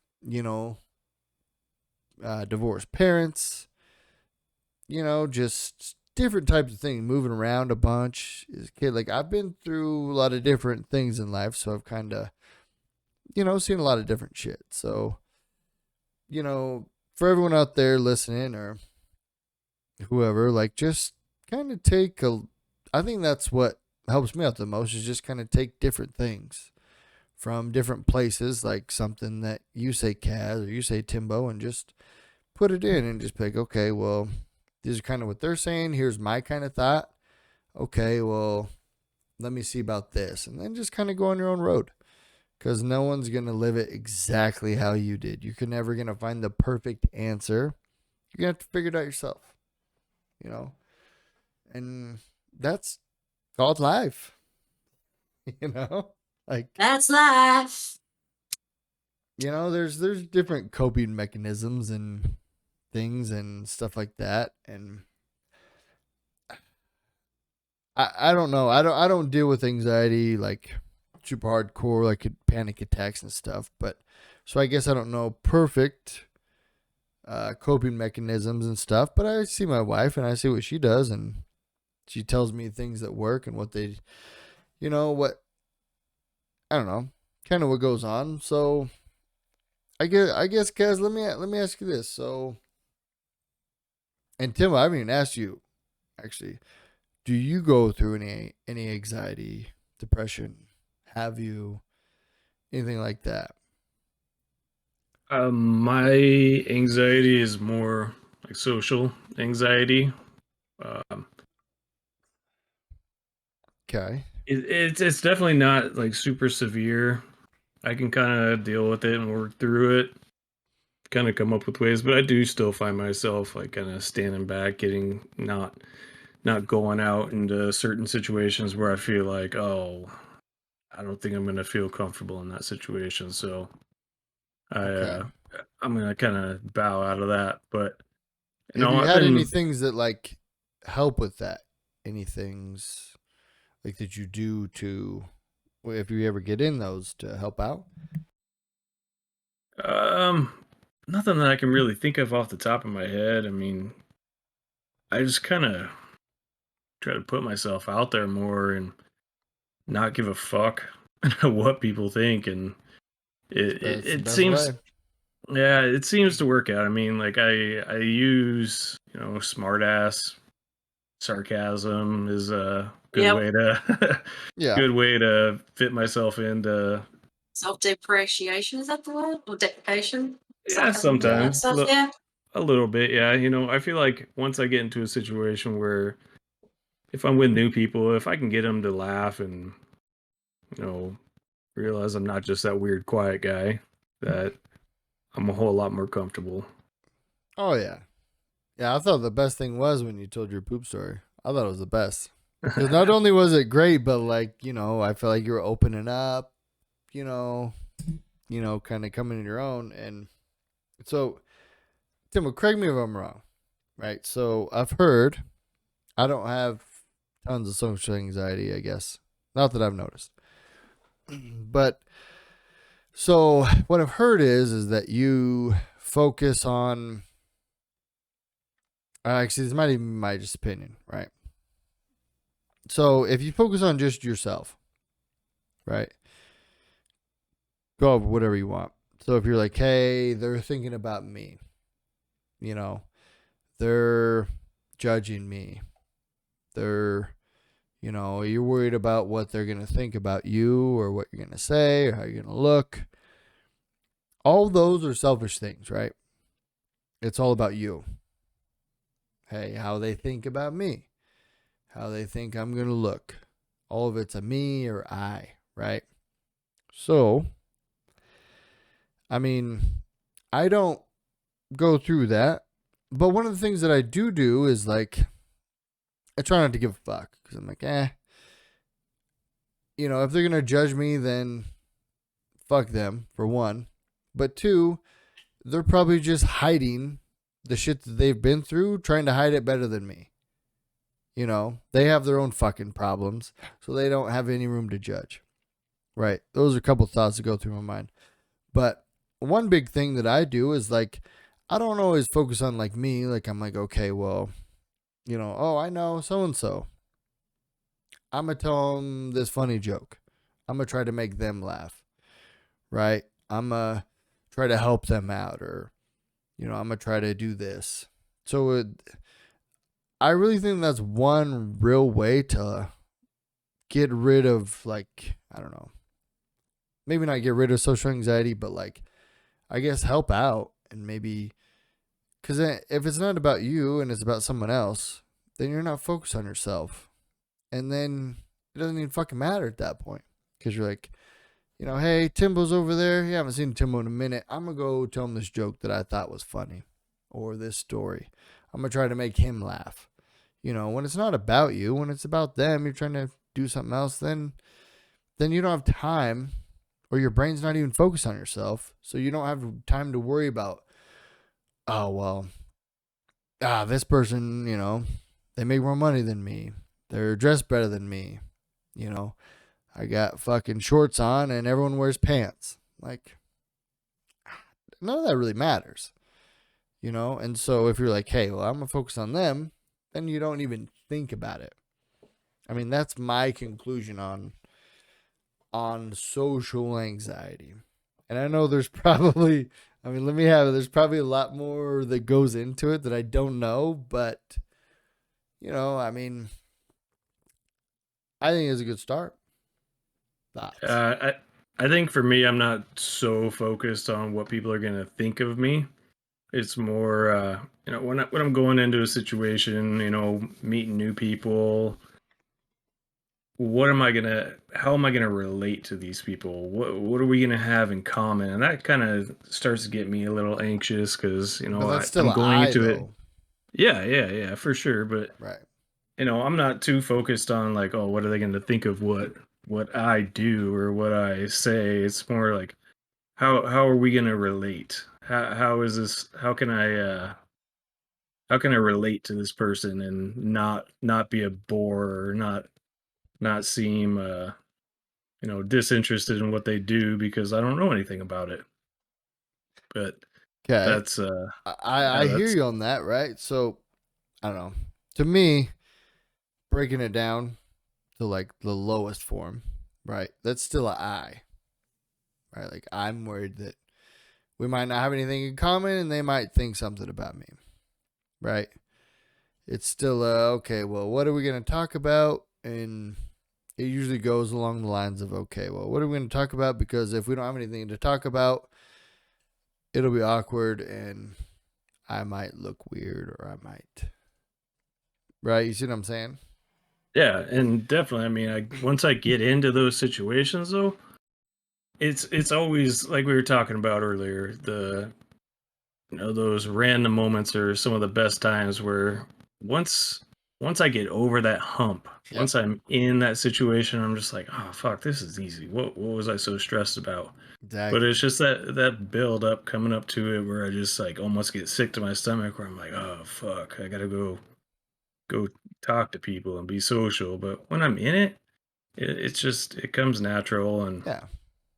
it's just getting over that first hump of I gotta go do this. I gotta go be me in front of other people. But once I do, it's Yeah. I always just remember like, what the fuck was I so nervous about going into this? Right. And Sometimes it's not the doing, it's how to do it. Because that's sometimes Mm-hmm. it's that leap of, not leap of faith, but that first push of, okay, I'm going to an event, I might not know some people. So it's not, sometimes the social anxiety of it is, I'm going to have to interact with people I don't know. Look, we might end up best friends. Cool. It's the, how do I initiate those conversations? How, like, sometimes you find it's the people you start talking to is when you're grabbing food at the, say you're at a party and you're just going to the food plate thing and you make a joke about someone taking the last meal or something. Sometimes having those things between you, that security blanket to start a conversation. I remember having to go to a wake after a funeral, and the only person I knew, a family member at the service, and I was like, I'm going to have to come into a house full of people I don't know. What am I going to do? My security blanket is often my mobile phone, and you'll notice a lot of anxious people who play with their phone a lot because it's that barricade, it's a shield. Yeah. But I found for this situation, what I found helped me, it's once again assessing what role do I need to play. I went in and went, I'm going to help. So I went into the kitchen. Okay, what do you need me to do? What can I do? Do you need me to serve food? Do you need me to cut up things? I found that was my way of controlling my social anxiety in that one situation. I had a tray of food between me and someone, so I could go up to the person and go, would you like some of this? There's some more coming if you need more. Do you need a napkin? That was my shield of starting conversations with people. Ended up having great conversations with people. Yeah. But it's that sometimes the thing, it's not about I'm going to struggle, it's how to start something, which is what in life, that's in general. How do I fix a tire if it's gone flat? It's, we have a common sense in our head going, okay, we know we've got to get all the kit from the back of the car, but it's that anxiety of what step do I do first? What's the next step? What if I do the steps in a wrong order? That's where a lot of that anxiety triggers up. Yeah. So you then overthink and you go, oh my God, what if I do it in the wrong order? But then I've just like with myself, I laugh at myself. I go, damn, that awkward. And I'll joke about it because it's the elephant in the room. Oh yeah. Make it clear. That's one of my favorite things, or what? Okay, Timbo. Picture this, right? I mean, so, I've said, stuff I said, and, I'm trying to just like maybe open up mind, whatever. It's not always correct, but so picture this, right? Picture you in the room with 15 people, right? What do you think the odds are that someone else has social anxiety? well, it's pretty damn high. I mean, Pretty high. there's almost Pretty high. there's almost always going to be somebody there. Exactly. You're not the only one feeling that same way. So, I don't know. One of my favorite things to do is just be like brutally honest. Like you could walk up to, you're like, fuck, well, what do these guys think? Like, what are they going to say if I just walk up? What if you just walked up and you're like, what's up, guys? Anyone else have social anxiety, or is that just me? Like, I guarantee you, out of 5 people, one of them will laugh, and that'll break the ice right there. Like, and it's just you being like fucking brutally honest, right? Maybe posing the question in a funnier way, right? And that might be something like you might have to work on or think about. But like, people love honesty. That's why when you listen to comedians, a lot of it's true shit, just posed in a funny way, and because I guess that's one reason. Maybe that's why. Maybe I had social anxiety at one point and I don't anymore, or I don't know. Like it, maybe just whatever. Maybe just something I realized along the way. But like, there's so many people you can relate to about whatever. Just being honest, and that's one of my things that I just throw out there all the time. Is I'm just honest, open, and I just throw shit out there, and it might be a funny question or it might be like crazy question. I mean, I've thrown out plenty of those.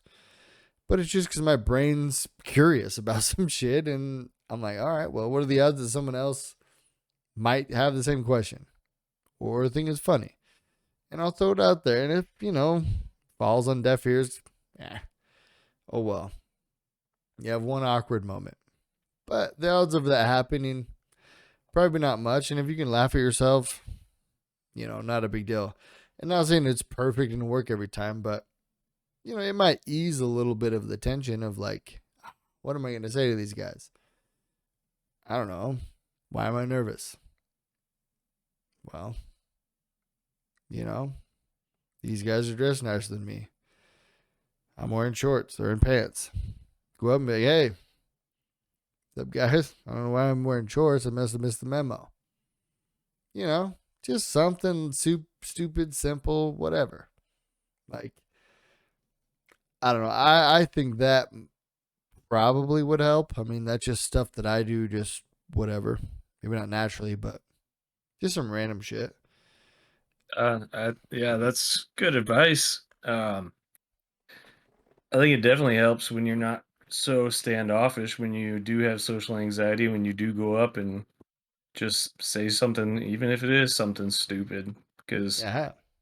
I've been told before from people that I've hung out with many times, and it took me a while to really open up to them that, oh, I thought you were an asshole. You didn't really say much when I first met you. And I'm like, oh no, I just didn't know what to say. Like I was too nervous to really say anything, and so that's kind of, if you wait too long to really talk to people, they're gonna kind of look at you and be like, who the fuck is this weirdo? He's just all by himself, not saying shit. And so that just breaking that barrier is great. It helps you out of that really awkward situation, or like you said, it could be one awkward moment and move on from it, but it really opens the door to open yourself up.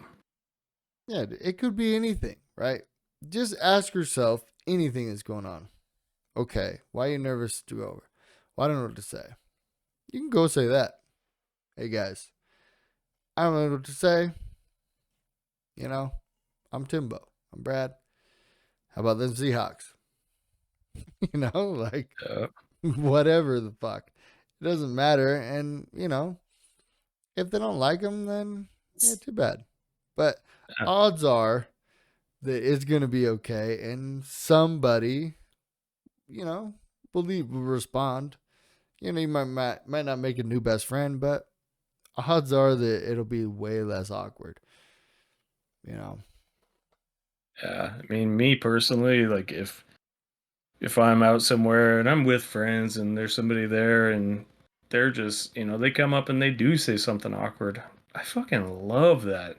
I I don't know what it is about it, but I love the awkwardness. I love someone that's just weird and doesn't feel comfortable, and I just kind of gravitate towards that. I'm like, hey, yeah, what's up? Come on in.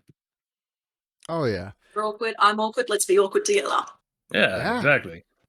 Exactly. And See, the odds are there's a lot. Yeah. But for now, in me, saying that, oh, sorry, you go. oh, I was just gonna, say what I've already said before, but it's really just that getting over that hump of getting out and It's that push. yeah, doing it, because once I do, I really just realize, God damn it, you were being stupid as hell. This is nothing. Yeah. See, mean- if we ever had that get together of all of us in person, perfect world would be one day we had our gamers reunion in a random location. We could meet up in person and interact. I already have that moment of going, what if they think, oh, she's not like she was on the internet? What if she's not like that? But then I'm like, I would so laugh at that as well, because I'll be like, yep, well, so who's feeling awkward and nervous right now? Right? Exactly. Just being honest. And it's funny. I mean, you could even have one liner that you say every single time, right? To just break the ice. And you could say it over and over and over. You could walk up to a group of like 10 people, like, hey, who here has been in a 3-way? And somebody's going to crack a smile or laugh or something or say something, you know? Like, it just, I don't know, awkward. And I mean, it helps to try to, you know, to not give a fuck. And I mean, that's not easy. And I know everyone cares a little bit about shit, but, you know, just try as much as you can not to give a fuck. Like, okay, well, they didn't laugh at my joke. Okay. Well, maybe they don't have a fucking sense of humor. Fuck these guys. You know? Maybe go hang out with people who laugh at that. It's something. I mean, because at the end of the day, I don't know. If you try to change yourself or try to, I don't know, worry too much about shit, then, you know, you're not being yourself. If you're trying to change it for, oh, I'm at a fancy party, so I have to be on my best behavior. That's some of the times that I cuss the most and I'm the dirtiest, because I'm like, you know, fuck it. I don't even give a fuck right now. And people love it. Am I going to see by you the again? way. People love it, by the way, because everyone's all, oh, proper and this and that. And I'm like, you know, and I'll just say some dirty joke or something. And, you know, or people who, you know, are super, they go to church all the time and they're whatever. I'll cuss around them, crack jokes, drink a beer, whatever. And they love it because it's different. It's not normal for them. It's not every day. You know, but that's also just me being me. But I'm also just like, yeah, fuck it. If they don't care or if they don't like it, well, fuck it. What's the worst that's going to happen? I'm going to head home and crank my pud? Maybe. You know? So. You just message your friend, and then if it's a good friend, they'll laugh at you and go, you're an idiot. Right. That's what I have. I literally just had my friend who's been checking on me because she knows about the podcast now. She goes, how are you going? I went, I have verbal diarrhea. And she goes, yeah, that'd be right with you. You're full of shit. I'm like, yes. Yeah. That's true friendship right there. That's pretty good, right? That's not bad. So, oh, I don't know. I'm surprised I haven't made one of the comments because you've been saying it a few times today. Life's hard. And straight away in my head, I'm like, yeah, it is hard because you don't get out of it alive. And I'm just like, I want to say it, but we shouldn't because that's my dark humor coming out. But it's true, though. So you might as well enjoy it while you can. And that is one thing with my anxiety and my depression I do my best to do is go, look, my life is not what I thought it would be when I was a kid. But then I've done things in my life I didn't think I would have done as a kid. So yeah, it's a double-edged sword. Life's a coin, really. It's heads or tails. But I will take on life and go, hey, I'm going to live it the best. Yeah. I'm going to have fun with it. I am going to dance in the rain. I am going to get excited when I get to jump in a puddle. And I am going to get excited when I get a win in Fortnite. Because that happens more often than it does in Warzone. Oh, yeah. A little easier. But And I know that smile on your face is like, yeah, because you're shit, Carly. Duh. I mean, you're not the best, but it's all right. Yeah. We'll put you on our Look, back. someone's got to be shit.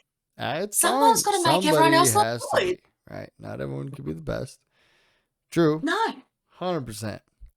But one thing you said that's real good is nothing's promised.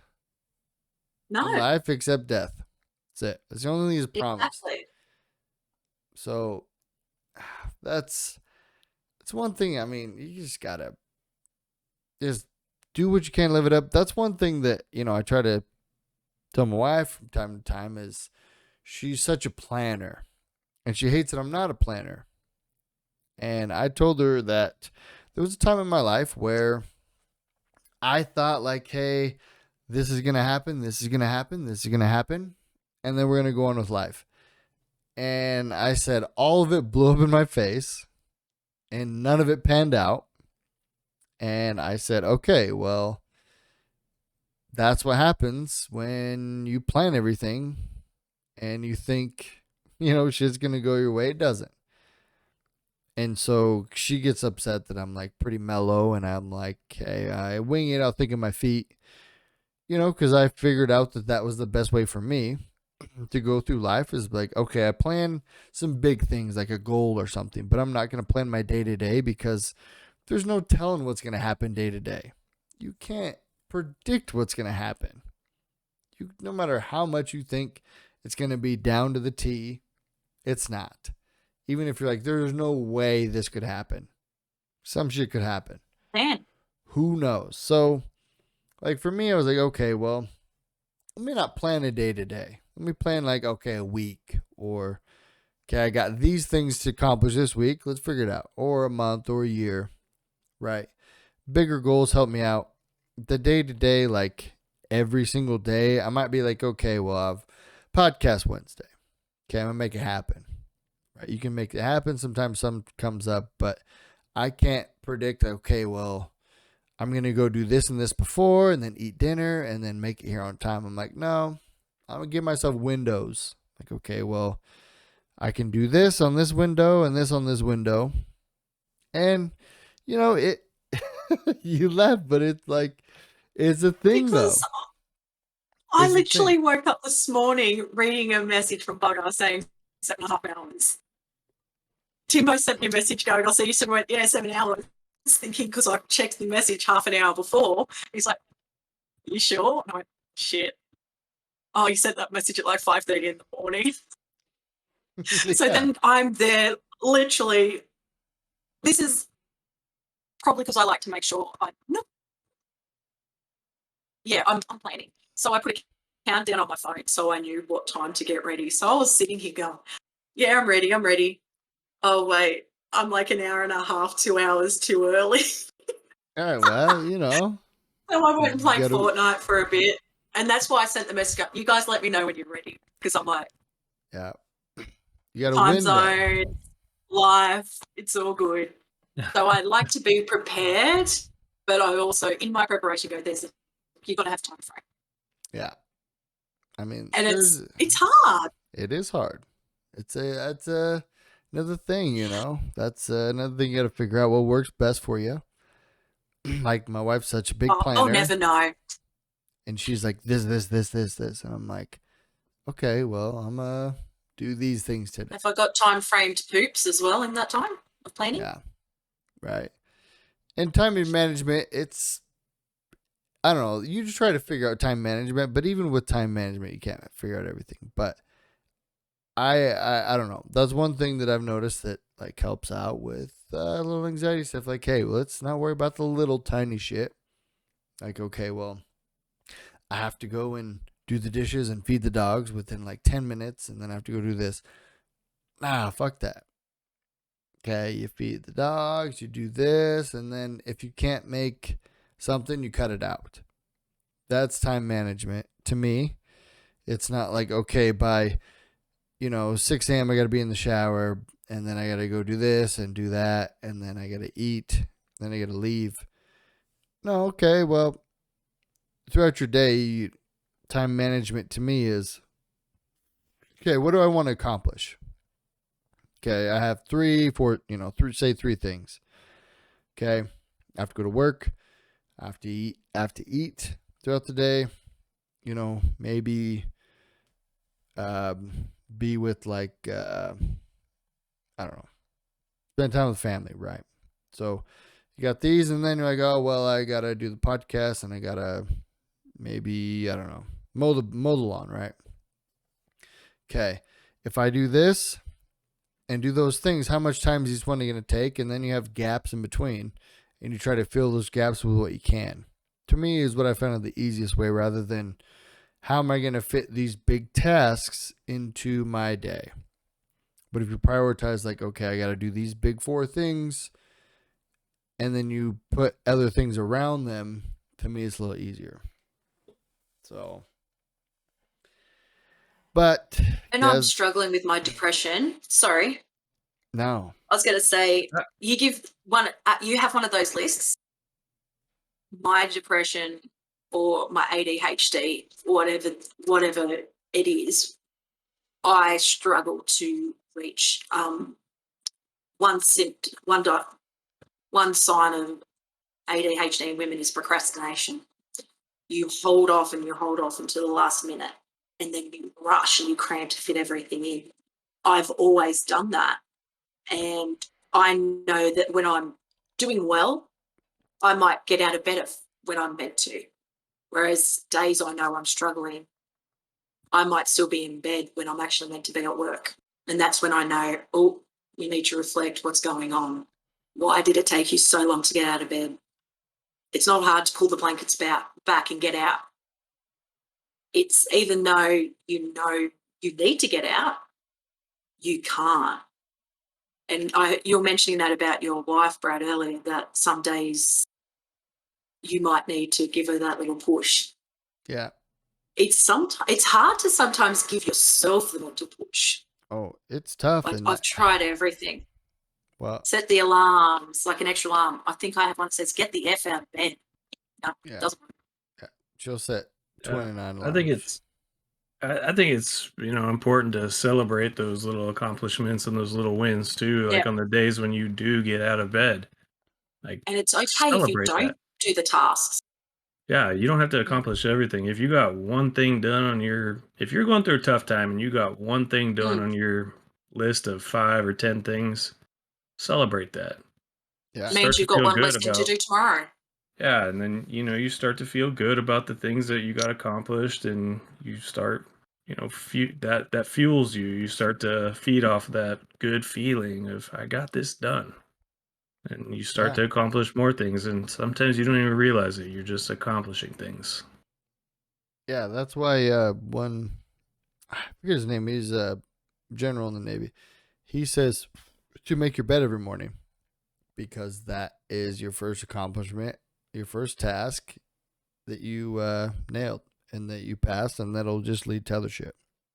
Yeah, right. I think I know who you're talking about. Yeah. You probably heard it, yeah. He said, make your bed. If you get up, it's the easiest thing. I do it. Even if it's just me throwing the blankets back on the cover where I fucking threw them out. Like, I'll do that, right? It's not the prettiest, but I'll do it. I'm like, all right, it's made. It's covered. We're good. But one thing that I never realized that I do all the time, and I said it on the podcast, but my wife listened to it, and she said it's helped her every time. And it's just me. I'll be like, I don't want to get out of bed. I just want to lay here, the old normal, And she said it helped a lot with her depression because it's pretty much the same. Because sometimes I don't want to fucking get up. I'm tired. My bed's comfy. I'm like, all right, sit up. It's like, all you do is sit up and put your feet on the ground. Just sit up.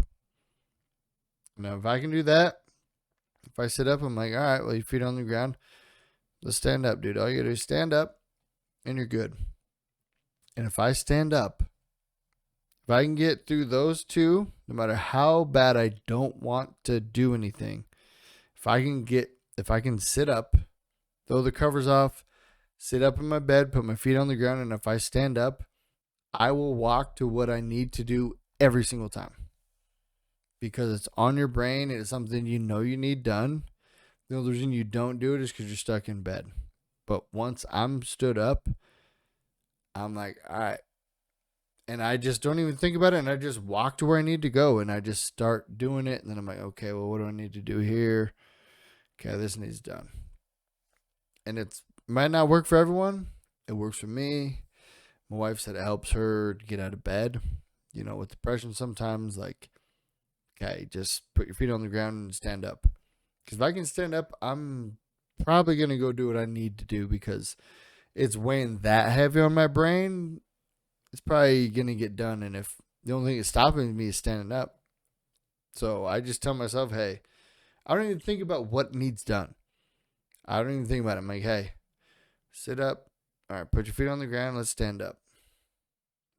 I know. Bed comfy. I get it. I know. It sucks. Put your feet on the ground. Come on. You can do that. Come on. And I try to push myself. And if I can get up, put my feet on the ground, and I stand up, no matter what it is, no matter how tired I am, you know, if it's mowing the lawn or putting new floors down or editing the podcast or whatever needs done, I will go do it every single time. Unless some emergency or something else more pressing comes up, I will go do whatever's weighing on my brain the most. And that is my 2 cents on it. Take it for what it is. But it's worked for me every time. And my wife says it's good battler against anxiety. So, Oh, you just say, Carly, get the F out of bed someone. all right, well, get the fuck out of bed. All right. Done. Put your feet on the ground. That's all you got to do. So, It's actually a good way to look at it. yeah. Pretty. It makes it simple. Because your subconscious will tell you what to do when you get out. So you just tell yourself, hey, stand up. And that's an easy enough task. Hey, just stand up. You've done it a million times. Stand up. So it's pretty easy. But, Carly, to wrap it up, let me just ask you this, okay? So, what would you say to people who are going through anxiety and depression, all that? Like, what advice would you give them? And then what advice would you give to maybe people who have that significant other going through that and they don't have it? Okay. That's the thing. I think it's okay to feel bad. It's okay to feel sad or confused. Or it's okay to not even understand why you're feeling the way you're feeling. And that's for both the person with the anxiety, the depression, the mental health concerns, and also the person caring. Because a lot of the time when you are having a flare up or an episode, whatever you want to call it, you may not know why it's happening. Your partner, your friend, your family may not know how to help. And it's okay to not know. It's okay. That's the thing. It is okay. It might sound so weird, but that's what I can say is it will be okay. You are okay, and it is okay. It's 2 little words or 2 letters, an O and a K. Yeah. Focusing on those little that it's okay. Yeah, you'll You be can all be right. curled up in a ball. You will be all right. And I'm still really, to be honest, at the the early steps of my journey of understanding everything myself. And I think that's what I say. I say that to myself. It's okay to feel sad. It's okay to not even know why you're upset or why you're feeling anxious or why you're struggling to get out of bed. You don't have to sit there and go, let's self-analyze at this moment. Why do you feel bad today and why didn't you feel bad yesterday? You can't control it. Yeah. I mean, a lot of people want an explanation of why they're feeling bad or why they had an anxious episode. It's okay if you don't have an answer. You will be okay. True fact. You're probably more than okay. Yeah. It'd be awesome. Yeah. You're good. That's good. That's some shit. That's funny because that's some shit I say all the time. Not even about that stuff, just about life in general. Like, you'll be all right. Mm. You made it this far, you'll be okay. And that's some shit I tell myself. Like, man, you know, this sucks, but you'll be all right. You made it this far, So you'll I be had- good. That's the whole rub some dirt in it, eat some cement, harden up. But no, it's coming from it will be okay. Yeah. You See, I don't don't mind have to some of bottle that it up. stuff. Yeah. Right? Like, I I don't jokingly mind some say of to that myself, stuff. yeah, get on. Right. I mean, I know, like, there's a time and a place for it. Right. I know it gets a little bad rap these days, but, I still try to carry the, rub some dirt mentality. Like, maybe not exactly that shit, but I try to keep in my mind the hard times. Like, hey, you've been through a lot worse than this shit, man. This ain't nothing. Not saying, like, this, is, like, not worth, like, taking note of, but, like, it just kind of reminds myself, like, hey, the shit you've been been through through bad back here is things. fucking way worse or just as bad as this, and you made it through that, so you'll be all right. I think a lot of people do struggle with comparing and going, you've had worse situations. Someone else has had worse situations. We need to get rid of thinking like that. If you're feeling like it's a bad situation, it's a bad situation. You will get through it. Yeah. As you were saying, sometimes it helps me though. Sometimes it does. I guess it's a little bit how you think about it, right? So if I'm like someone else has been through a little bit worse, you'll be okay. Maybe not like put yourself down or whatever, but like I don't know. Sometimes I'm like, hey, I've been through worse. I made it through. I've been through tough shit. We're gonna make it through it. We're gonna figure it out. So let's figure it out. See, in my head, when you say you've been through worse, is this situation less worse because you've experienced it previously? And that's why you're thinking it's less because you know how to handle the situation? That's what I mean. Well, so I guess my mind's goes a little different direction, right? Yeah. And that's where it comes with the perspectives and that too. And that's why I like talking with you. Perspective is one of the biggest things, right? So my mind, when I tell myself that, it's not to like say, hey, what you've been through in the past isn't shit, or this current situation isn't shit. It just reminds myself like you're tough, right? Yeah. Like that, It's that different shit. Yeah, you've been through, you've been through a lot of shit. And it sucked. And it sucked. And this might suck. But guess what? You made it through that. You can make it through this. You're going to be all right at the end of the day. And it's going to make you stronger. It's any tough situation that any of us in the entire world have been through has made us stronger. You break your foot, you break your hand. Your parents get divorced. You go through your first breakup, your first true love, is gone. Like we all go through that, right? We all go through shitty times in school or in life or in relationships. They all suck. But guess what? We're all still here. We've all learned from those things, right? So I guess I just think of it different. Like when I say, some of these things, I guess I just think like in my mind, like, okay, this means this. And to you guys, when I say it, it might mean something different. So I guess it's good to clarify some of this shit, right? So when I'm like, hey, well, I've been through a lot worse. To me, it's like I've made it through everything. And I will make it. And I'm going to make it through this. And I'm going to make it through anything after that. You will be okay. You're going to figure it out because, you're tough and you're going to adapt. And, and that's why I like to keep the mentality like, you're not going to stop me. Nothing is. Because to me, that's maybe not the only way, but I don't know. It's such a beneficial way to think like nothing can stop me. I'm the man. I'm the woman.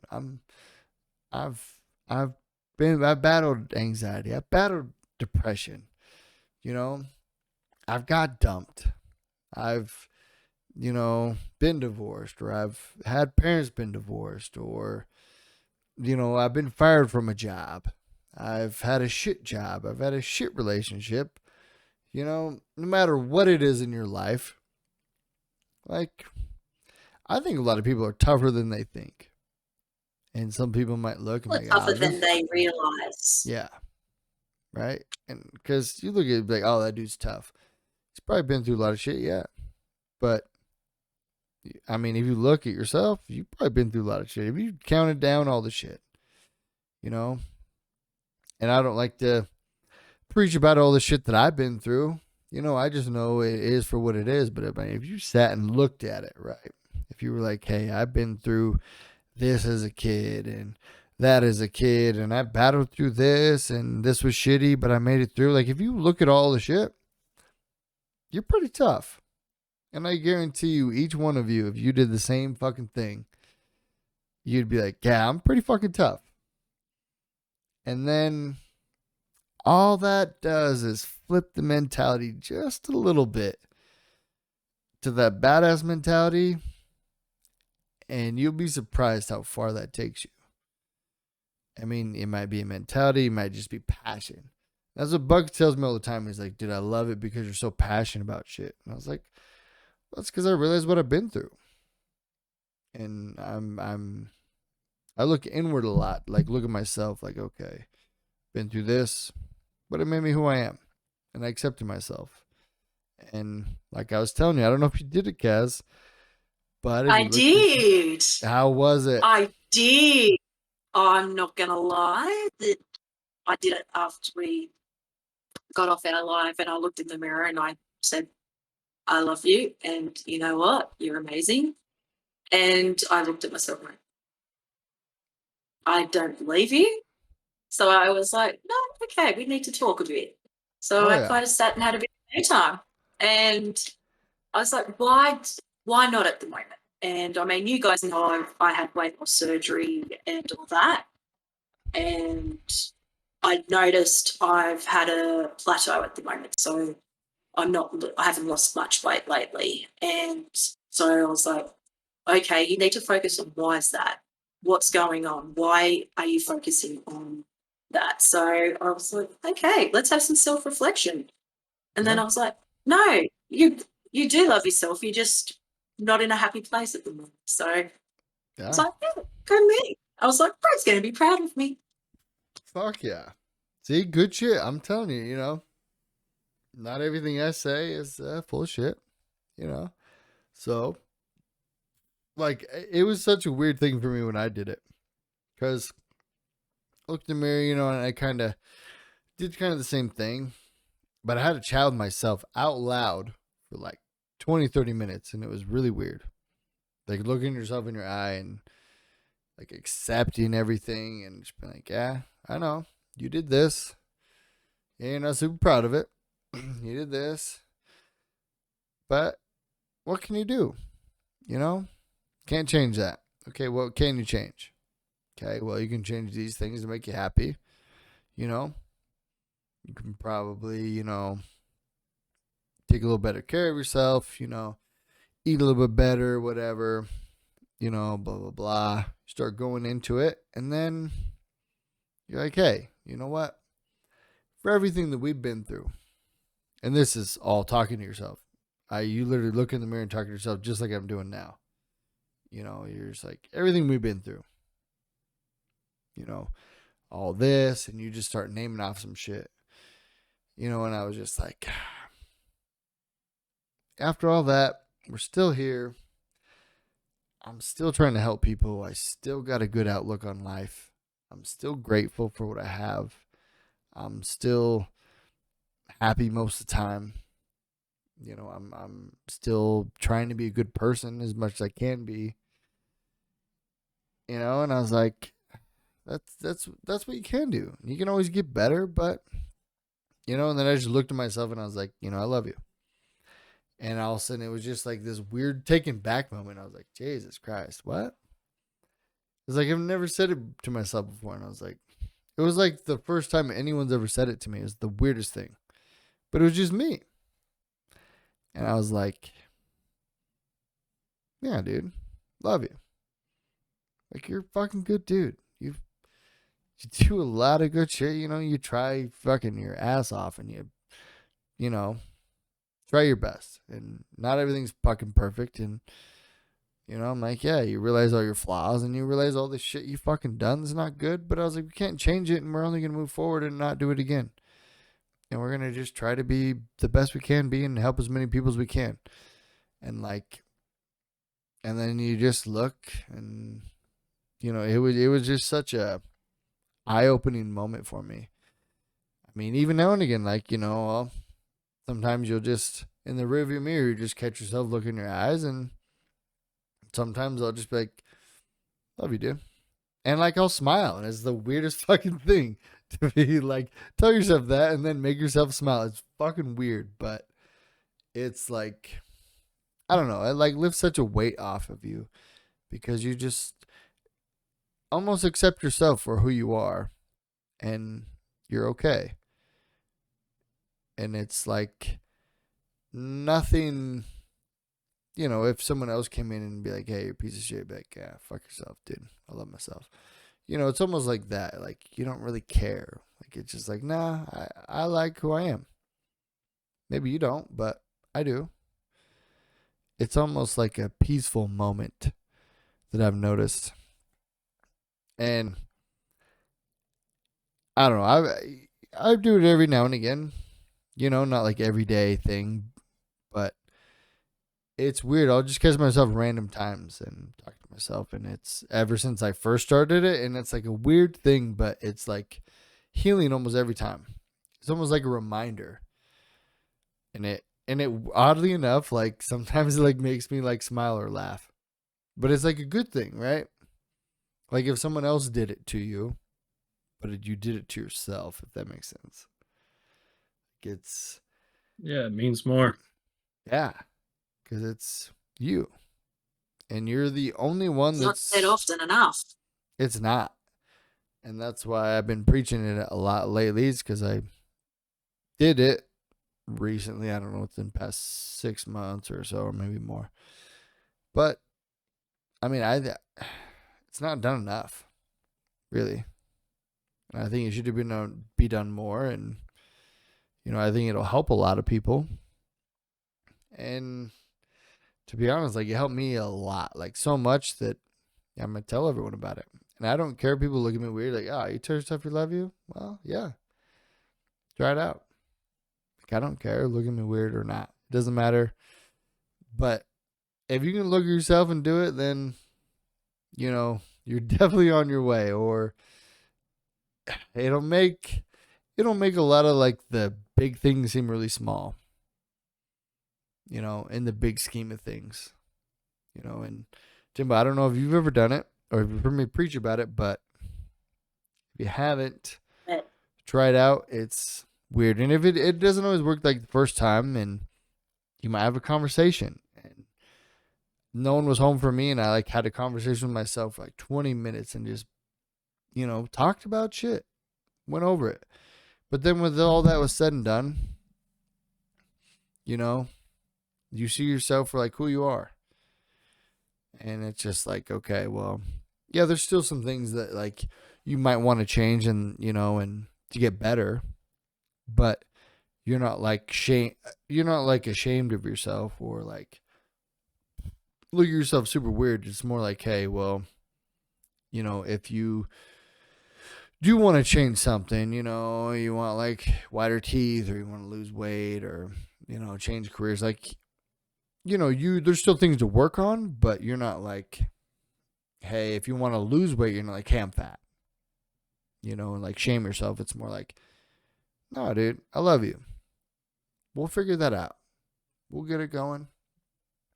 We'll make it through it, and we'll make a plan. You know, it's more of like that shit. You know, it's very, very positive. And, you know, so, cuz let me ask you this. So when you did that, right, did you, like, I guess, was it, I don't know, like healing, I guess, You did that.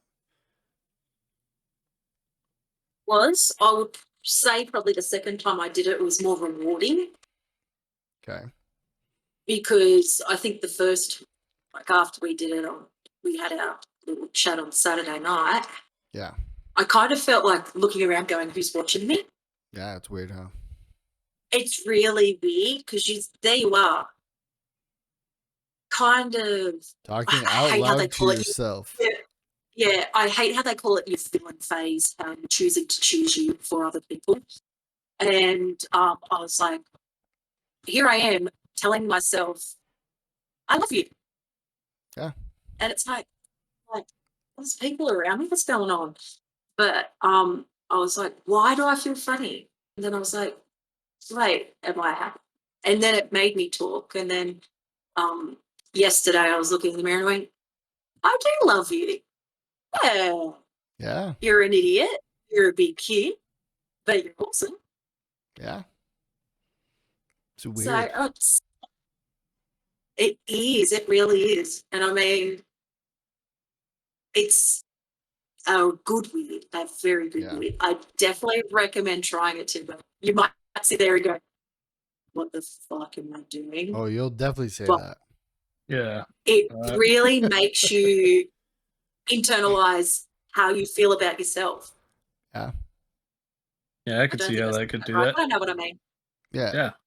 And it might not, once you do it or whatever, it'll seem weird as fuck. The thing is just work through that weird moment with yourself and talk to yourself. Like, yeah, I'm talking to myself. And you'll probably even say that out loud.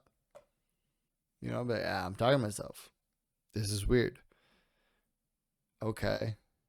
Well, I've accepted that. It's weird. And then you just go on to like whatever's bugging you and you just talk it out loud with yourself. It's fucking weird. But it's good.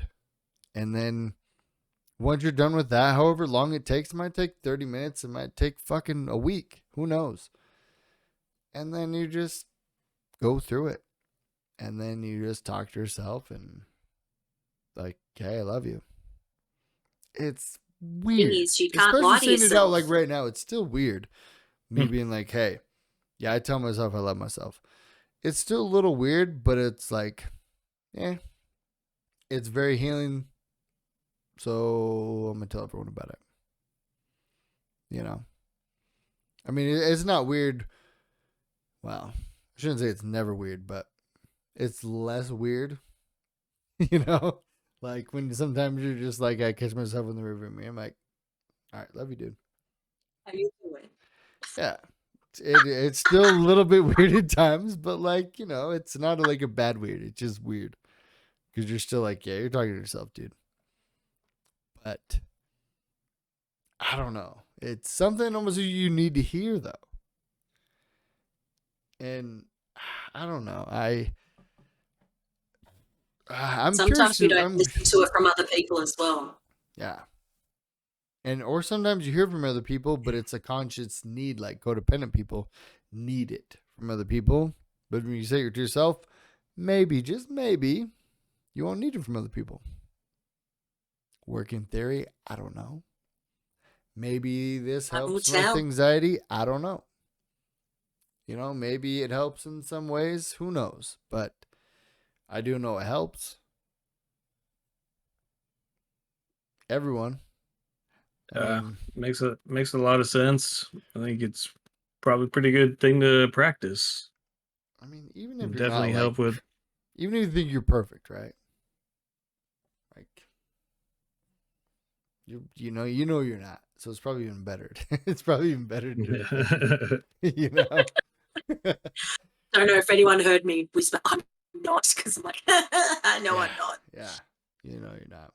But that's everyone's homework after this podcast. Yes. Look in the mirror. Look at yourself in the mirror. Yeah. Tell yourself you love you. Yeah.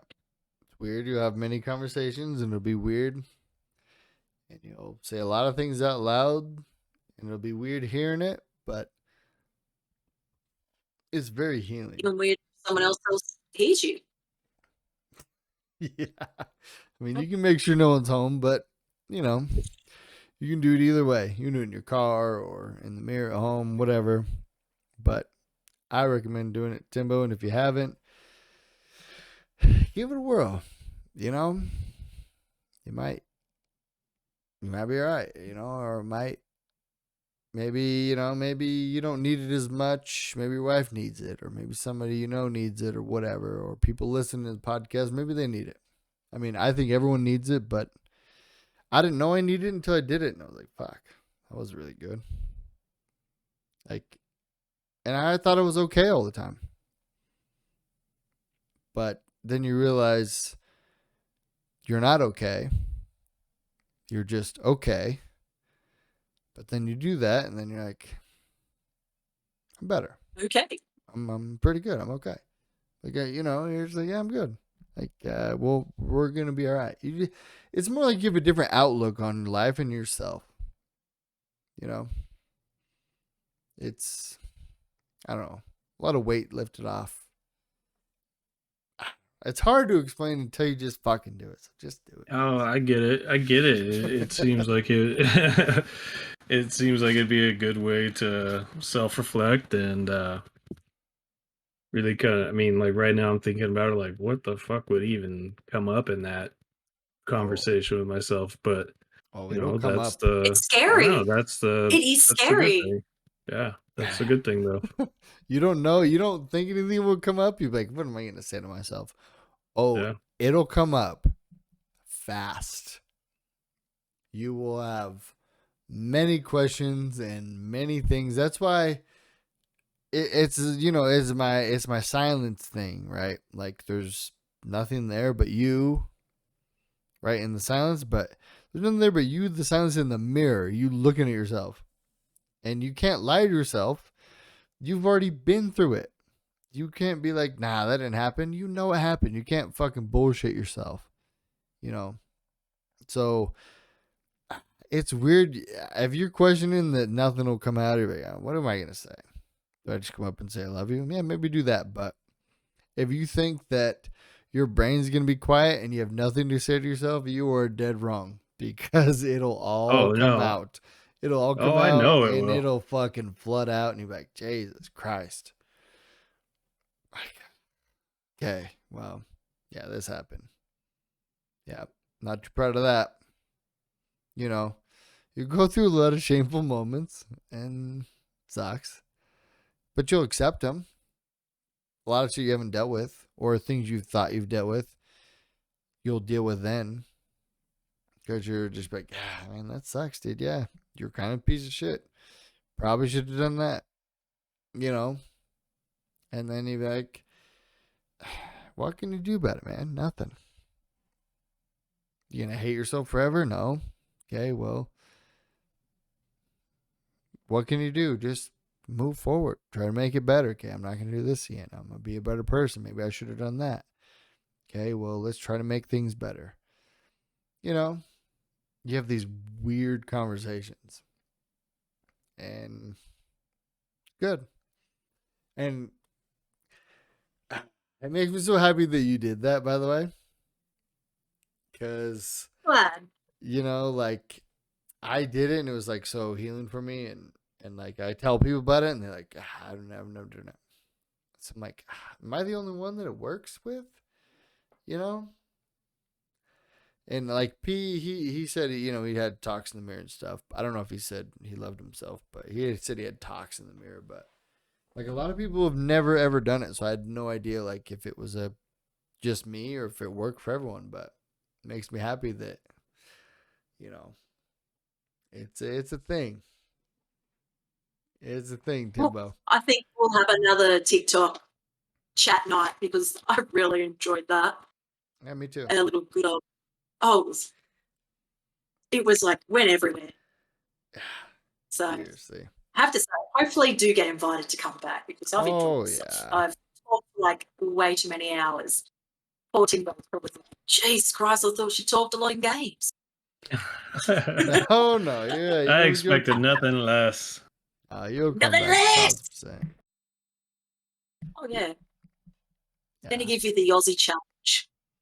Oh yeah, we got plenty of stuff. We'll do. We'll What do we do? We got plenty of time. You know, you'll be back. We'll have plenty of conversations.